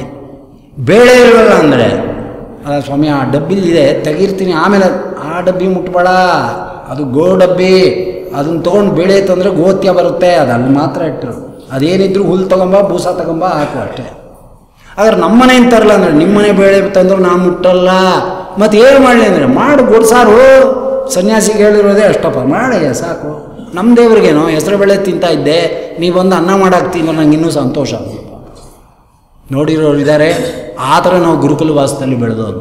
ಅದಾಯ್ತಾ? ಎಲ್ಲ ನಾವು ಮಾಡಬೇಕು. ಹಾಗೆ ಮಾಡಿ ಏನು 1-2 ಅಕ್ಷರ ಸಂಪಾದನೆ ಮಾಡಿದ್ವು, ನಾವು ಸುಖಪಟ್ಟು ನಮ್ಮ ಹಿಂದೆ ಇರೋರಿಗೂ ಒಂಚೂರು ಜೇನುತುಪ್ಪ ನೆಕ್ಕಿಸ್ತಾ ಇದ್ದೀವಿ. ನಾವೇಚಿಗೆ ನಾವು ಚತುಶಾಸ್ತ್ರ ಪಂಡಿತರಲ್ಲ. ಹಾಗನ್ಬಿಟ್ಟು ನೀವು ಸಭೆಗಳಲ್ಲಿ ಹೋದರೆ ನಮ್ಗೆ ಅವಮಾನ ಮಾಡುವಷ್ಟೇನಿಲ್ಲ. ನಮಗೇನು ಉಳಿಸ್ಕೊಂಬರ್ಬೇಕು ಅಷ್ಟು ನಮ್ಮ ಗುರುಗಳ ಅನುಗ್ರಹದಿಂದ ನಮ್ಮ ಹತ್ರ ಇದೆ ಗಂಟು. ಬಿಚ್ಚಿದ್ರೆ ಗೊತ್ತಾಗುತ್ತೆ, ಬಿಚ್ಚಕ್ಕೆ ಹೋಗಲ್ಲ. ನಮ್ಮ ಮಾನ ಹೋಗೋ ಪರಿಸ್ಥಿತಿ ಬಂದರೆ ಆ ಗಂಟು ಬಿಚ್ಚಿ ಮುಂದೆ ಇಡ್ತೀವಿ ಅಷ್ಟೇ. ಅದಕ್ಕೆ ನಾವು ಒಬ್ಬರ ತಂಟೆಗೆ ಹೋಗಲ್ಲ. ಹಾಗಿಲ್ಲ ಹೇಳ್ತಾ ಇದ್ದ. ಯಮದೊಂದು ಸಂಸಾರ ಬಲು ದೊಡ್ಡದವ್ವ, ಶ್ರಮಿಸುವರದರೊಳಗೆ ಒಬ್ಬರಿಲ್ಲವ್ವ. ಬೇರೆ ರಹ ನಂಗಿಲ್ಲ ದುಡ್ಡು. ಪಾದಪೂಜೆ ಭಿಕ್ಷೆಗಳು ಸೋಸ್ಲೆಯಲ್ಲಿ ಯಾರು ಮಾಡಿಸ್ಬೇಕು? ಅದೇ ಬೆಳಗ್ಗೆ ಊಟ ಮಾಡ್ತಿರ್ತಾರಲ್ಲ ಅವರೇ ಪಾದಪೂಜೆ ಮಾಡಿ ಅವರೇ ದುಡ್ಡು ಹಾಕಿ ತಿರ್ಗಿ ಅದೇ ದುಡ್ಡು ತೊಗೊಂಡೋಗ್ಬೇಕು ಅಷ್ಟೇ. ನಾವೇ ಹಾಕ್ಬಿಟ್ಟು ನಾವು ಹೆಂಡ್ತಿ ಗಂಡಂಗೆ 10 ರೂಪಾಯಿ ಇಟ್ಬಿಡೋದು, ನಮಸ್ಕಾರ ಹಾಕ್ಬಿಡೋದು, ಆಮೇಲೆ ಹಾಲು ತರಬೇಕು ಕೊಡ್ತೀರಾ ಅಂದರೆ ಏನು ಸ್ಥಿತಿನೋ ಆ ಸ್ಥಿತಿ ಆಗುತ್ತೆ ಅಷ್ಟೇ. ಯಮದೊಂದು ಸಂಸಾರ ಬಲು ದೊಡ್ಡದವ್ವ, ಶ್ರಮಿಸುವರದರೊಳಗೆ ಒಬ್ಬರಿಲ್ಲವ್ವ. ಮತ್ತೇನು ಮಾಡ್ತಿದೆ? ಕಮಲವ್ವ ನಿಮ್ಮಯ ಅಮೃತ ಹಸ್ತದ ಕವಳ ಯಮಗೊಂದು ಕ್ಷಣದಲ್ಲಿ ಅಮೃತವಾಗುವುದವ್ವ. ಒಂದು ಕ್ಷಣ ನೀ ದೃಷ್ಟಿ ಕೊಟ್ಟಿ ಅಂದರೆ ಒಂದು ತುತ್ತು ಕವಳ ಇದೆಯಲ್ಲ ವೇಣುಗೋಪಾಲಕೃಷ್ಣನ ಮುಂದೆ, ಈ ಮುಳುಗೋಪಾಲಕೃಷ್ಣನ ಮುಂದೆ ಇಡತಕ್ಕಂಥ ನೈವೇದ್ಯದ ಅನ್ನ ಅದು ಅಕ್ಷಯ ಆಗೋಗುತ್ತೆ. ಅಕ್ಷಯಂ ಕರ್ಮಯ ಸ್ಮಪರೆ ಸ್ವರ್ಪಿತಂ. ಈ ರೀತಿ ಅನ್ನದಾನ ಜ್ಞಾನದಾನವನ್ನು ಮಾಡ್ತಿದ್ದವರು ಪ್ರಸನ್ನ ತೀರ್ಥರು ಎಂಬತಕ್ಕಂಥದ್ದನ್ನು ತಮ್ಮ ಅನುಭವದಿಂದ ಈ ದೇವರ ನಾಮದಲ್ಲಿ ಹೇಳ್ತಾ ಇದ್ದಾರೆ. ಆದರೆ ನಿನ್ನನ್ನೇ ಯಾಕೆ ಕೇಳ್ತಾ ಇದ್ದೀನಿ ಅಂತಂತೀಯ ಅಂತ ಪ್ರಶ್ನೆ. ಅದೇನೋ ದೇವ್ರನ್ನ ಕೇಳ್ಕೊಬಾರ್ದಾ ಅಂತ ಕೇಳಿದ್ರೆ, ನಿಮ್ಮ ಯಜಮಾನರು ಮನೆ ಬೀಗತ್ಕಾಯಿನ ಪ್ರಕೃತಿ ಅಭಿಮಾನಿ ಆದ್ದರಿಂದ ಪ್ರಕೃತಿಗೆ ಸಂಬಂಧಪಟ್ಟ ಎಲ್ಲ ವಿಷಯಗಳ ಬೀಗತ್ಕಾಯಿನ ನಿನ್ನ ಕೈ ಕೊಟ್ಬಿಟ್ಟಿದ್ದಾರೆ. ಯಜಮಾನ ಇರ್ತಾನೆ, ಏನೋ ನಿಮ್ಮನ್ನೊಂದು 100 ರೂಪಾಯಿ ಕೇಳೋಣ ನಾನು ಬಂದೆ ಅಂದರೆ 1 ನಿಮಿಷ ಕೂತ್ಕೊಳ್ಳಿ, ನಮ್ಮ ಮನೆಯೊಳು ಇಲ್ಲೇ ಪಕ್ಕದ ಮನೆಗೆ ಹೋಗಿದ್ದಾಳೆ ಬರ್ತಾಳೆ ಅಂತ ಅರ್ಥ ಮಾಡ್ಕೋಬೇಕು. ಬೀಗತ್ಕಾಯಿ ಅಲ್ಲಿದೆ ಅಂತ. ಬಟ್ ಈಗ ಒಂದು 2 ನಿಮಿಷ ಪಾಪ ಕೊಡ್ತೀನಿ, ಪೇಪರ್ ನೋಡ್ತಾ ಇರಿ ಬಂದ್ಬಿಡ್ತಾಳೆ ಅಂತ. ಅಲ್ಲಿ ಏನು ಅಂದರೆ ಬೀಗತ್ಕಾಯಿ ಅವಳ ಹತ್ರ ಇದೆ ಅಂತ ಅಲ್ವಾ. ಹಾಗೆ ನಮ್ಮ ಸ್ವಾಮಿ ಪ್ರಕೃತಿಗೆ ಸಂಬಂಧವಾಗಿರ್ತಕ್ಕಂಥ ಎಲ್ಲ ವಿಷಯಗಳ ಆಧಿಪತ್ಯವನ್ನು ಅಮ್ಮನವರು ಕೊಟ್ಬಿಟ್ಟಿದ್ದಾರೆ ಅಲ್ವಾ. ಸ್ವಾಮಿ ಒಂದ್ಸಾರಿ ಹುಬ್ಬಾಡಿಸ್ತಾ ಅಂದರೆ ಎಲ್ಲ ಬ್ರಹ್ಮಾಂಡದ ಕೆಲಸವನ್ನು ಅಮ್ಮನವ್ರು ಮಾಡಿ ಮುಗಿಸ್ಬಿಡ್ತಾರೆ. ಯದ್ಭ್ರೂವಿದ್ರಂಬೇಣ ಸಶಂಭು ಶಕ್ರಂ ಜಗತ್ ಸಮಸ್ತಂ ನಿಯತಂ ನಿಕಾಮಂ. ಇಂದ್ರಾದಿ ದೇವತೆಗಳ ಜಗತ್ತಿನ ಸೃಷ್ಟಿ ಸ್ಥಿತಿ ಲಯ ವಾಯುದೇವರು ಹುಬ್ಬಾಡಿಸೋಣ ಮಾತ್ರದಿಂದ ನಡೆದೋಗುತ್ತೆ.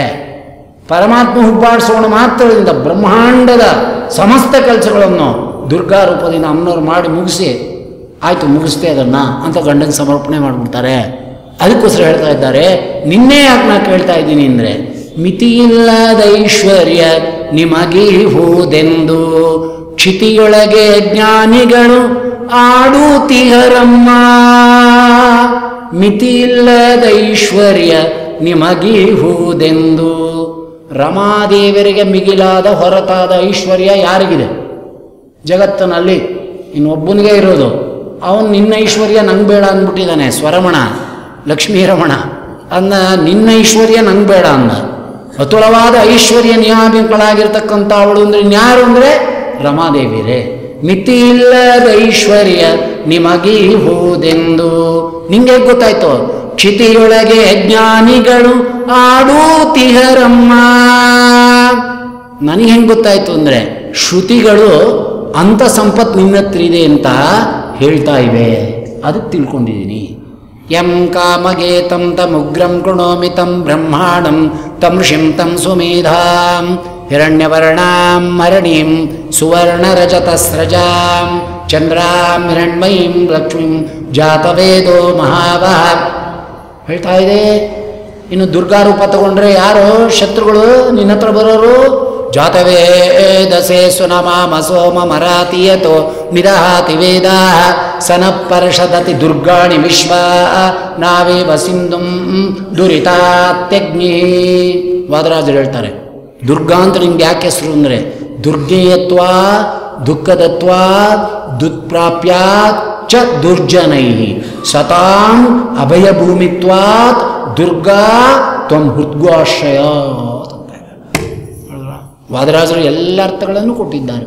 ವರವಿಮಾನ ಗಿರಾವಪಿ ಚಂಡಿಕಾ, ವಿಮಾನಗಿರಿಯಲ್ಲಿರ್ತಕ್ಕಂಥ ದುರ್ಗಾದೇವಿಯರನ್ನು ವಾದರಾಜರು ಸ್ತೋತ್ರ ಮಾಡುವಾಗ ನಿಂಗೆ ಯಾಕೆ ದುರ್ಗಾ ಅಂತ ಹೆಸರುನ್ನಕ್ಕೆ ಈ ಶ್ಲೋಕ ಮಾಡಿದ್ದಾರೆ. ಆದ್ದರಿಂದ ಮಿತಿ ಇಲ್ಲದ ಐಶ್ವರ್ಯ ನಿಮಗೀಹುದೆಂದು ಕ್ಷಿತಿಯೊಳಗೆ ಜ್ಞಾನಿಗಳ ಆಡುತ್ತಿಹರಮ್ಮ. ನಂಗೆ ಗೊತ್ತಿಲ್ಲ, ಜ್ಞಾನಿಗಳು ನಿತ್ಯ ನಿನ್ನ ಸ್ತೋತ್ರ ಮಾಡ್ತಾ ಇದ್ದಾರೆ, ಅದನ್ನು ಕೇಳಿದ್ದೇನೆ, ತಿಳ್ಕೊಂಡಿದ್ದೇನೆ, ಅದಕ್ಕೆ ನಾನು ಪ್ರಾರ್ಥನೆ ಮಾಡ್ತಾ ಇದ್ದೇನೆ ಅನ್ನೋದು ಎಷ್ಟು ಸಮಂಜಸವಾಗಿ ವರ್ಣನೆ.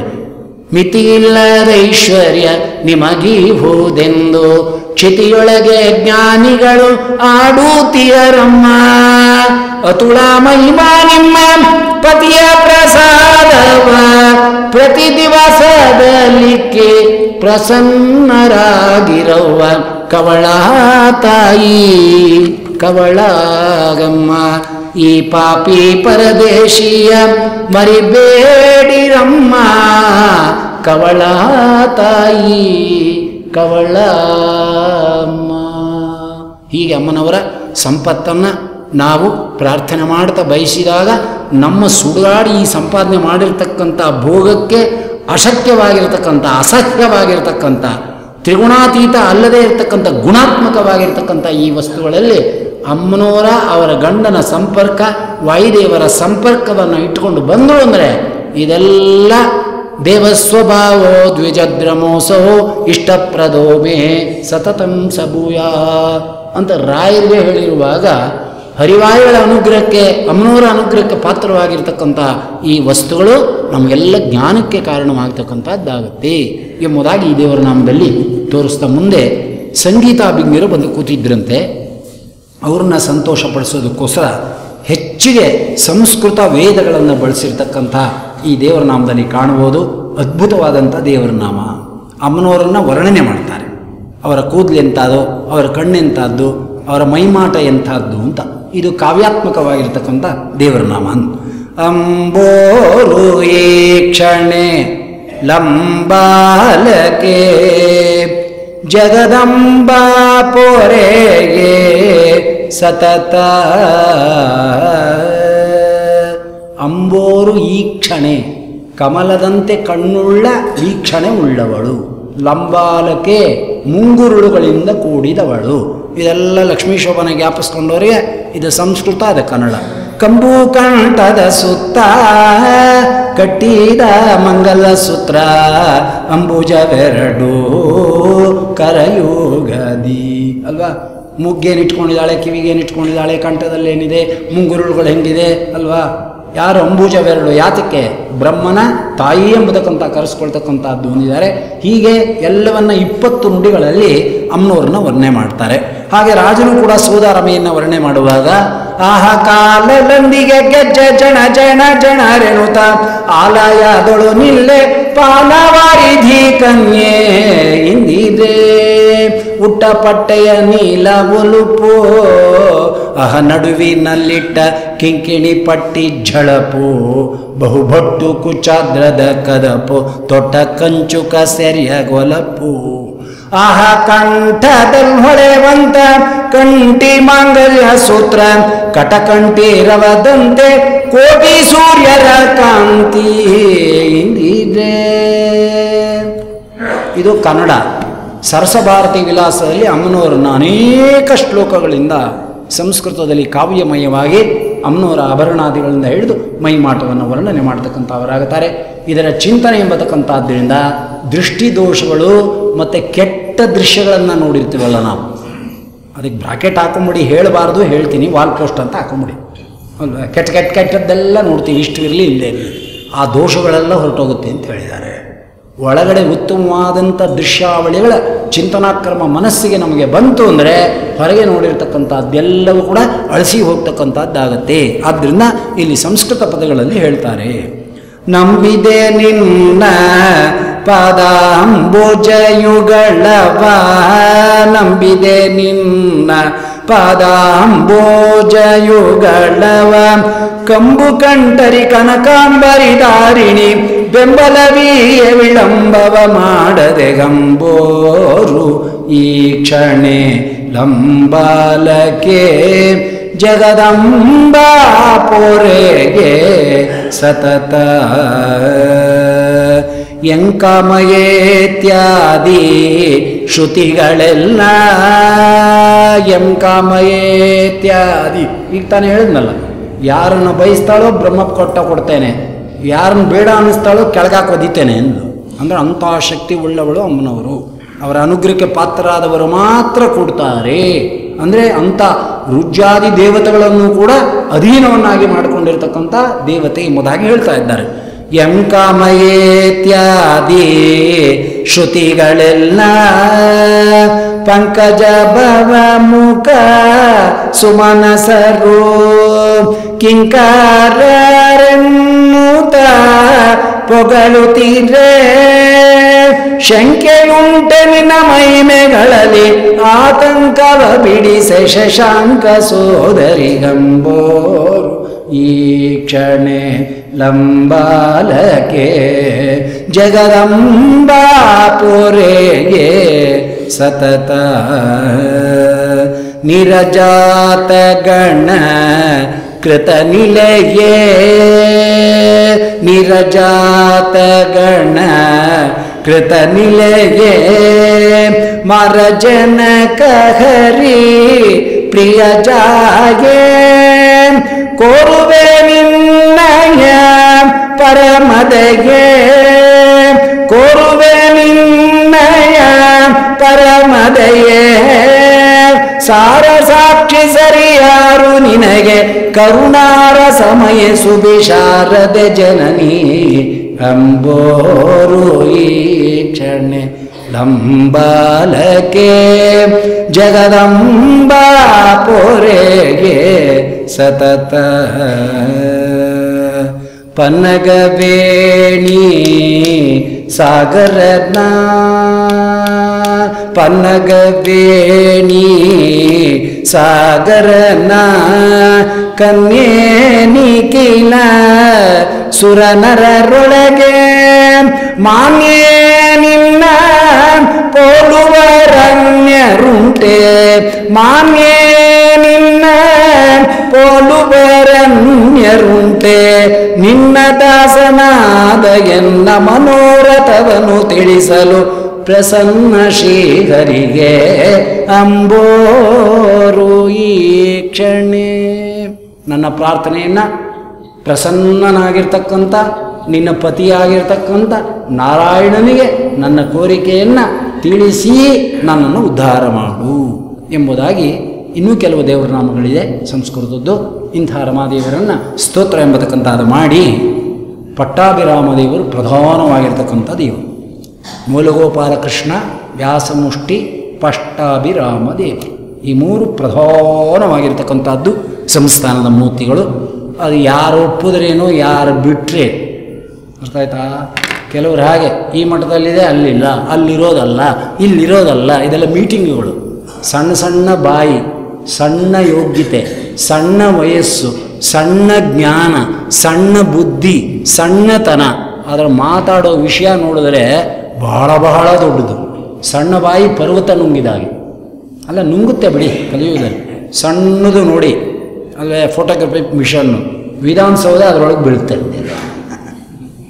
ಸತ್ಯ ಅಲ್ವಾ? ಹಾಗೆ ಆದರೆ ಒತ್ತ ತಿನ್ನೋ ಕಾಲಕ್ಕೆ ಇದೆಯಲ್ಲ ಆಗ ಗೊತ್ತಾಗುತ್ತೆ ಅದರ ಮಹಿಮಾ ಎಂಬತಕ್ಕಂಥ. ಅದನ್ನು ಆ ಮಠದಲ್ಲಿ ಅದಿಲ್ಲ, ಈ ಮಠದಲ್ಲಿ ಅದೆಲ್ಲ ಬಿಟ್ಟುಬಿಡಿ. ಅದನ್ನು ಏನೇನು ಬಂದಿದೆ ಅನುಚಾನವಾಗಿ ಮಹಾಜ್ಞಾನಿಗಳು ಪೂಜೆ ಮಾಡ್ಕೊಂಡು ಬಂದಿದ್ದಾರೆ. ಇದ್ದ ರಾಮದೇವರನ್ನು ಪೂಜೆ ಮಾಡಿ ಸ್ತೋತ್ರ ಮಾಡಿದ್ರ, ಇಲ್ಲೇದ ರಾಮನ್ ಮಾಡಿದ್ರ. ಆದ್ದರಿಂದ ಪಟ್ಟಾಭಿರಾಮ ದೇವರು ಶ್ರೀಮದ್ ಆಚಾರ್ಯರಿಂದ ಸಾಕ್ಷಾತ್ ಕರದಿಂದ ರಚಿಸಲ್ಪಟ್ಟಿರ್ತಕ್ಕಂಥ ಮೂರ್ತಿ. ಏನೇನಿದೆ, ಯಾರ್ಯಾರಿಗೆ ಏನೇನು ಕೊಟ್ಟರು, ಎಲ್ಲೆಲ್ಲಿದೆ ಅನ್ನೋದು ನಾವು ಹೇಳ್ತಿಲ್ಲ. ಋಷಿಕೇಶ ತೀರ್ಥರು ಟಸ್ಸೆ ಹೊಡೆದು ಬರೆದಿಟ್ಬಿಟ್ಟು ಹೋಗಿದ್ದಾರೆ. ಇಲ್ಲೇದ್ರೆ ಇನ್ನೂ ಏನೇನು ಆಟ ಆಡ್ತಿದ್ರೋ ಗೊತ್ತಿಲ್ಲ. ಅಂತೂ ಯಾವ್ಯಾವ ಪ್ರತಿಮೆ ಯಾವ್ಯಾವ ಮಟ್ಟಕ್ಕೆ ಎಲ್ಲೆಲ್ಲಿಗೆ ಶ್ರೀಮದ್ ಆಚಾರ್ಯ ಕೊಟ್ಟರು ಅನ್ನೋದು ರೆಕಾರ್ಡ್ ಇದೆ. ಆದ್ದರಿಂದ ಅಂಥ ಪಟ್ಟಾಭಿರಾಮ ದೇವರನ್ನು ಮೊದಲು ಸ್ತೋತ್ರ ಮಾಡ್ತಾರೆ. ಯಾಕೆಂದರೆ ಕೃಷ್ಣನಿಗೆ ಮೀಸಲಾಗಿಟ್ಟವರ ಮನಸ್ಸು. ಕೃಷ್ಣನ ರೂಪಗಳಲ್ಲಿ ಅವಿಚ್ಛಿನ್ನವಾಗಿ ಹೊರಡ್ತಕ್ಕಂಥ ಆ ಉಪಾಸನಾ ಪ್ರಕ್ರಿಯೆಗಳನ್ನು ದೇವರ ನಾಮಗಳಲ್ಲಿ ಕೃಷ್ಣಾವತಾರದಿಂದ ಪ್ರಾರಂಭ ಮಾಡ್ತಾರೆ ಅಲ್ವಾ? ಬನ್ನಿರಿ ಬನ್ನಿರಿ ಪುರಜನರೆಲ್ಲರೂ ಕೃಷ್ಣನ ದರ್ಶನಕ್ಕೆ ಹೋಗುವ. ಕೃಷ್ಣ ಜನ್ಮಾಷ್ಟಮಿ ದಿನ ಕೃಷ್ಣ ಅವತಾರ ಆಯಿತಂತೆ. ಅದು ಪ್ರಸನ್ನ ತೀರ್ಥರು ಹೇಳ್ತಾರೆ, ಕೃಷ್ಣನು ಜನಿಸುವನು ಈ ದಿನ ಇಷ್ಟವ ಪ್ರಾರ್ಥಿಸಲು. ಬನ್ನಿರಿ ಬನ್ನಿರಿ ಪುರಜನರೆಲ್ಲರೂ ಕೃಷ್ಣನ ದರ್ಶನಕ್ಕೆ ಹೋಗುವ. ಗೋಕುಲದಲ್ಲಿ ಕೃಷ್ಣಾವತಾರದ ಚಿಹ್ನೆ ಗೊತ್ತಾಗೋಯ್ತಂತೆ. ಅದಕ್ಕೆ ವೃದ್ಧರು ಸಣ್ಣ ಮಕ್ಕಳನ್ನು ಎತ್ತುಕೊಂಡು ಮಧ್ಯಮ ಏನು ಹೇಳ್ತಾರೆ, ಬನ್ನಿ ಬನ್ನಿ ಕೃಷ್ಣಾವತಾರ ಆಗ್ತಾ ಇದೆ, ಬೇಗ ಹೋಗ್ಬೇಕು ನೋಡಬೇಕು. ಅಲ್ಲ ಸೂಚನೆ ಹೆಂಗೆ ಗೊತ್ತಾಯಿತು ಕೃಷ್ಣಾವತಾರ ಆಗುತ್ತೆ ನಿಮಗೆ ಅನ್ನಕ್ಕೆ ಅಂದರೆ, ದುಂದುಬಿನಾದವು ಕೇಳುತ್ತೀರೇ ಬಲು ಮಂದಿಯ ತಂಡವು ಹೋಗುತ್ತೀರೇ. ನಮಗಿನ ಮೊದಲೇ ಕೃಷ್ಣನ ದರ್ಶನ ಮಾಡಬೇಕು ಅಂತ ಮಂದಿ ಹೋಗ್ತಾ ಇದ್ದಾರೆ, ಆಗಲೇ ಕೃಷ್ಣಾವತಾರ ಆಗ್ತಾ ಇದೆ ಅಂತ. ಮತ್ತು ನಾವು ಇನ್ನು ಕಾಯಬಾರದು, ಬನ್ನಿ ಬನ್ನಿ ಬನ್ನಿ ಮುಂದೆ ಶ್ರೀಗಳವರು ಪೂಜೆ ಮಾಡ್ತಾರೆ ಅಂದರೆ ಬೇಗ ಮುಂದೆ ಹೋಗಿ ಕೂತ್ಕೋಬೇಕು ಪ್ರತಿಮಾ ದರ್ಶನಕ್ಕೆ ಅಂತ ಮೊದಲು ಹೋಗಿ ಕೂತ್ಕೊಂಡ್ಬಿಡಲ್ವೇ? ಯಾರು ಬಂದು ನಮಗೊಂದು ಸೀಟ್ ಮೊದಲೇ ಬರಬೇಕಾಗಿತ್ತು, ಕೂತ್ಕೊಳ್ರಿ ಇಲ್ಲೇ ಅಂತ ಅಂದ್ಬಿಡ್ತೀವೋ, ಜಾಗ ಬಿಡೋಲ್ಲ ನಾವು. ಹಾಗಿಲ್ಲೂ ಹೇಳ್ತಾ ಇದ್ದಾರೆ, ಮಂದಿಯ ತಂಡವು ಹೋಗುತ್ತಿದೆ, ದುಂದುವಿ ಆನಕ ದುಂದುವಿ ಕೇಳ್ತಾ ಇದೆ. ಕೃಷ್ಣಾವತಾರಕ್ಕೆ ಆನಕ ದುಂದುಬಿ ಆಗ್ತಿದೆ. ಅವರ ಅಪ್ಪಂಗೂ ಆಯಿತು ಹುಟ್ಟುವಾಗ, ವಸುದೇವನಿಗೂ ಕೂಡ ಆನಕ ದುಂದುಬಿ ಆಯಿತು, ಕೃಷ್ಣ ಇವನೆಲ್ಲ ಅವತಾರ ಮಾಡ್ತಾನೆ ಅಂತ. ಹಾಗೆ ಆನಕ ದುಂದುಬಿ ಆಗ್ತಾ ಇದೆ ಅಂಬರದಲ್ಲಿ, ಮಂದಿಯ ತಂಡ ಹೋಗ್ತಾ ಇದೆ. ಅನ್ನ ನಾವು ಬೇಗ ಹೋಗೋಣ ಬನ್ನಿ ಅಂದ್ರೆ ಮೊದಲನೇ ನುಡಿಲಿ ಹೇಳ್ತಾರೆ, ದುಂದುಬಿನಾದವು ಕೇಳುತ್ತೀರೇ ಬಲು ಮಂದಿಯ ತಂಡವು ಹೋಗುತ್ತಿದೆ. ಕಂದನ ರೂಪದಿ ಬಂದಿಹದಾನಕ ದುಂದುಬಿ ಕುವರನ ಸಂಭ್ರಮ ನೋಡಲು. ಬನ್ನಿರಿ ಬನ್ನಿರಿ ಪುರಜನರೆಲ್ಲರೂ ಕೃಷ್ಣನ ದರ್ಶನಕ್ಕೆ ಹೋಗುವ. ಒಂದು ಹಾಡಲ್ಲಿ ಇಡೀ ಕೃಷ್ಣಾವತಾರದ ಕಥೆಯನ್ನು ತುಂಬಿಟ್ಟಿದ್ದಾರೆ. ಹಾಕಿ ಬಾಮಾ ಪ್ರೆಸ್ ಅಂತಾರ, ಅಲ್ಲೇ ಹಿಡಿಸಲ್ವೇನೋ ಹಿಡಿಸ್ಬಿಟ್ಟಿದ್ದಾರೆ ಅದರೊಳಗೆ, ಪದದೊಳಗೆ ಮಹಾನುಭಾವರದ್ದು. ಏನು ಹೇಳ್ತಾ ಇದ್ದಾರೆ ಅಂದರೆ, ಕಂದನ ರೂಪದಿ ಬಂದಿಹದಾನಕ ದುಂದುಬಿ ಕುವರನ ಸಂಭ್ರಮ ನೋಡಲು. ದುಂದುಬಿ ಕುವರನ ಈಗ ತಾನೇ ಹೇಳಿದ್ನಲ್ಲ, ಅದೇ ಅರ್ಥ ಅವರೇ ಹೇಳ್ತಾ ಇದ್ದಾರೆ. ದುಂದುಬಿ ಕುವರ ಅಂದರೆ ಯಾರು ಅಂದರೆ ವಸುದೇವ ಸುತ ಅಂತ ಅರ್ಥ. ಇಂಥ ವಸುದೇವ ಸುಗತನಾಗಿ ಅವತಾರ ಮಾಡ್ತಿದ್ದಾನೆ. ಹೇಗೆ ಬಂದಿದ್ದಾನೆ? ಕಂದನ ರೂಪದಿ ಬಂದಿಗಾನಕ ದುಂದುಬಿ ಕುವರನ ಸಂಭ್ರಮ ನೋಡಲು. ನೋಡೋಣ ಅದು ಹೇಗಿರ್ತಾನೆ. ಹುಟ್ಟಿದ ತಕ್ಷಣ ಅವತಾರ ಮಾಡಿದ್ದಾನೆ, ಬಂದಿದ್ದಾನೆ, ಅದು ಹೇಗಿರ್ತಾನೆ ನೋಡೋಣ ಅಂತ ಹೇಳೋಲ್ಲ. ಜನ್ಮಾಷ್ಟಮಿನಕ್ಕೆ ಅರ್ಥವನ್ನು ಬರೀತಾರೆ. ಜನುಮ ಜನುಮದ ಪುಣ್ಯದ ರಾಶಿಯು ಜನ್ಮಾಷ್ಟಮಿಯ ದಿನದಂದು ಜನ್ಮಾದ್ಯಷ್ಟಕ ದಾತನ ದರ್ಶನ ಮನಕ್ಕೆ ಪ್ರಸನ್ನತೆ ಕೊಡುವುದು ಬೇಗನೆ. ಬನ್ನಿರಿ ಬನ್ನಿರಿ ಪುರಜನರೆಲ್ಲರೂ ಕೃಷ್ಣನ ದರ್ಶನಕ್ಕೆ ಹೋಗುವ. ಜನ್ಮಾದ್ಯಷ್ಟಕ ದಾತೃತ್ವ, ಸೃಷ್ಟಿ ಸ್ಥಿತಿ ಲಯ ನಿಯಮನ ಜ್ಞಾನ, ಜ್ಞಾನ ಬಂದ ಮೋಕ್ಷ ಎಂಬತಕ್ಕಂಥ ಸ್ವರೂಪ ಉಳ್ಳವನು ಭಗವಂತ. ಆದ್ದರಿಂದ ಅವನು ಅಷ್ಟಮಿ ದಿವಸ ಅವತಾರ ಮಾಡಿದ್ದಾನೆ. ವಾದರಾಜರು ಹೇಳ್ತಾರೆ ಅಷ್ಟಮಿ ದಿನ ಯಾಕೆ ಮಾಡ್ದ ಅಂದರೆ ಅಲ್ವೇ ದಿಗಷ್ಟಕ್ಕೆ 8 ದಿಕ್ಕುಗಳಲ್ಲಿರ್ತಕ್ಕಂಥ ನಿಶಾಚರಗಳನ್ನು ಸಂಹಾರ, ಭೂಭಾರಭೂತರಾಗಿರ್ತಕ್ಕಂಥ ಅವರನ್ನು ಸಂಹಾರ ಮಾಡಲಿಕ್ಕೆ ಕೃಷ್ಣ ಅವತಾರ. ಅದಕ್ಕೆ ನಾವು ಅರ್ಘ್ಯ ಕೊಡುವಾಗ ಜಾತಕಂಸ ಪದಾರ್ಥಾಯ ಭೂಭಾರೋತ್ತಾರಣಾಯ ಚ ಅಲ್ವೇ, ದುಷ್ಟರ ನಾಶಕ್ಕೆ ಅವನ ಅವತಾರ ಮಾಡ್ತಿದ್ದು. ಯದಾ ಯದಾ ಹಿ ಧರ್ಮಸ್ಯ ಗ್ಲಾನಿರ್ಭವತಿ ಭಾರತ ಅಂತ ಹೇಳಿದ್ದಾನೆ ಸ್ವಾಮಿ. ಆದ್ದರಿಂದ ರಾತ್ರಿನೇ ಅವತಾರ ಮಾಡಿದ. ಯಾಕೆ? ರಾತ್ರಿ ಕಾಲಗಳಲ್ಲಿ ನಿಶಾಚರರಿಗೆ, ರಾಕ್ಷಸರಿಗೆ, ದೈತ್ಯಗಳಿಗೆ ಬಲಿಷ್ಠವಾದ ಶಕ್ತಿ ಇರ್ತಕ್ಕಂಥದ್ದಾಗುತ್ತೆ. ರಾತ್ರಿ ಬೆಕ್ಕು ನೋಡುತ್ತೆ, ಪುಷ್ಕರಾಚಾರ್ಯ ನೋಡ್ತಾರ ಅಂದರೆ ನೋಡೋಕ್ಕಾಗಲ್ಲ. ಬೆಳಗ್ಗೆನೇ ಅಡುಗೆ ಬೀಳ್ತಾರೆ ಅವರು. ಇನ್ನು ರಾತ್ರಿ ಎಲ್ಲಿಂದ ನೋಡೋದು ಸದ್ಯ? ಬೆಳಕಿದ್ದಾಗಲೇ ನಮ್ಮ ಕಣ್ಣು ಅಷ್ಟರ ಮಟ್ಟಿಗಿದೆ ಅಂದರೆ ರಾತ್ರಿ ನೋಡೋದಾಗಿದೆ.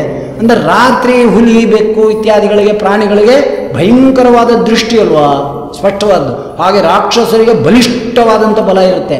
ಅಂತ ಬಲಿಷ್ಠ ಬಲ ಇದ್ದಾಗ ರಾತ್ರಿ ಅವರನ್ನು ಸಂಹಾರ ಮಾಡಬೇಕು. ಕೃಷ್ಣ ಪರಮಾತ್ಮ ಅನ್ನೋನು ಪರಮಾತ್ಮ ಹೇಡಿಯಲ್ಲ ಅನ್ನೋ ತೋರ್ಸೋಕ್ಕೋಸ್ಕರ ವಾದರಾಜರು 8 ದಿಕ್ಕಗಳಲ್ಲಿ ಇರ್ತಕ್ಕಂಥ ದೈತ್ಯಗಳನ್ನು, ನಿಶಾಚರನ್ನು ಸಂಹಾರ ಮಾಡೋದಕ್ಕೋಸ್ಕರ ಅಷ್ಟಮಿ ದಿನ ರಾತ್ರಿ ಚಂದ್ರೋದಯದ ಕಾಲದಲ್ಲಿ ಅವತಾರ ಮಾಡಿದ ಅಂತ ವಾದರಾಜರು ಹೇಳ್ತಾರೆ ಅಲ್ವೇ. ಅದಕ್ಕೆ ಪ್ರಸನ್ನ ತೀರ್ಥರು ಜೋಡಿಸ್ತಾ ಇದ್ದಾರೆ. ಹೌದು, ಅವತಾರ ಮಾಡ್ತಾನೆ, ಅದು ದುಷ್ಟರನ್ನು ಸಂಹಾರ ಮಾಡೋಕ್ಕಾಯಿತು. ಶಿಷ್ಟರಿಗೆ ಏನು ಮಾಡ್ತಾನೆ ಅಂದರೆ ಅಲ್ವಾ, ಅಷ್ಟಕರ್ತೃತ್ವ ಸ್ವರೂಪಿ ಎಂಬತಕ್ಕಂಥ ಅವನು ಅಷ್ಟಕರ್ತೃತ್ವಕ್ಕೆ ಬೇಕಾದ ಸಾಧನೆಗೆ ಬೇಕಾದ ಫಲವನ್ನು, ಸೃಷ್ಟಿ ಸ್ಥಿತಿ ನಿಯಮನ ಜ್ಞಾನ, ಜ್ಞಾನ ಬಂದ ಮೋಕ್ಷದ ಎಲ್ಲ ವಿಷಯಗಳು ಸಂಸಾರಕ್ಕೆ ಬೇಕಾಗುತ್ತೆ. ಸೃಷ್ಟಿ ಬೇಕು, ಸ್ಥಿತಿ ಬೇಕು, ಲಯ ಬೇಕು. ಸಣ್ಣದೊಂದು ದೃಷ್ಟಾಂತ.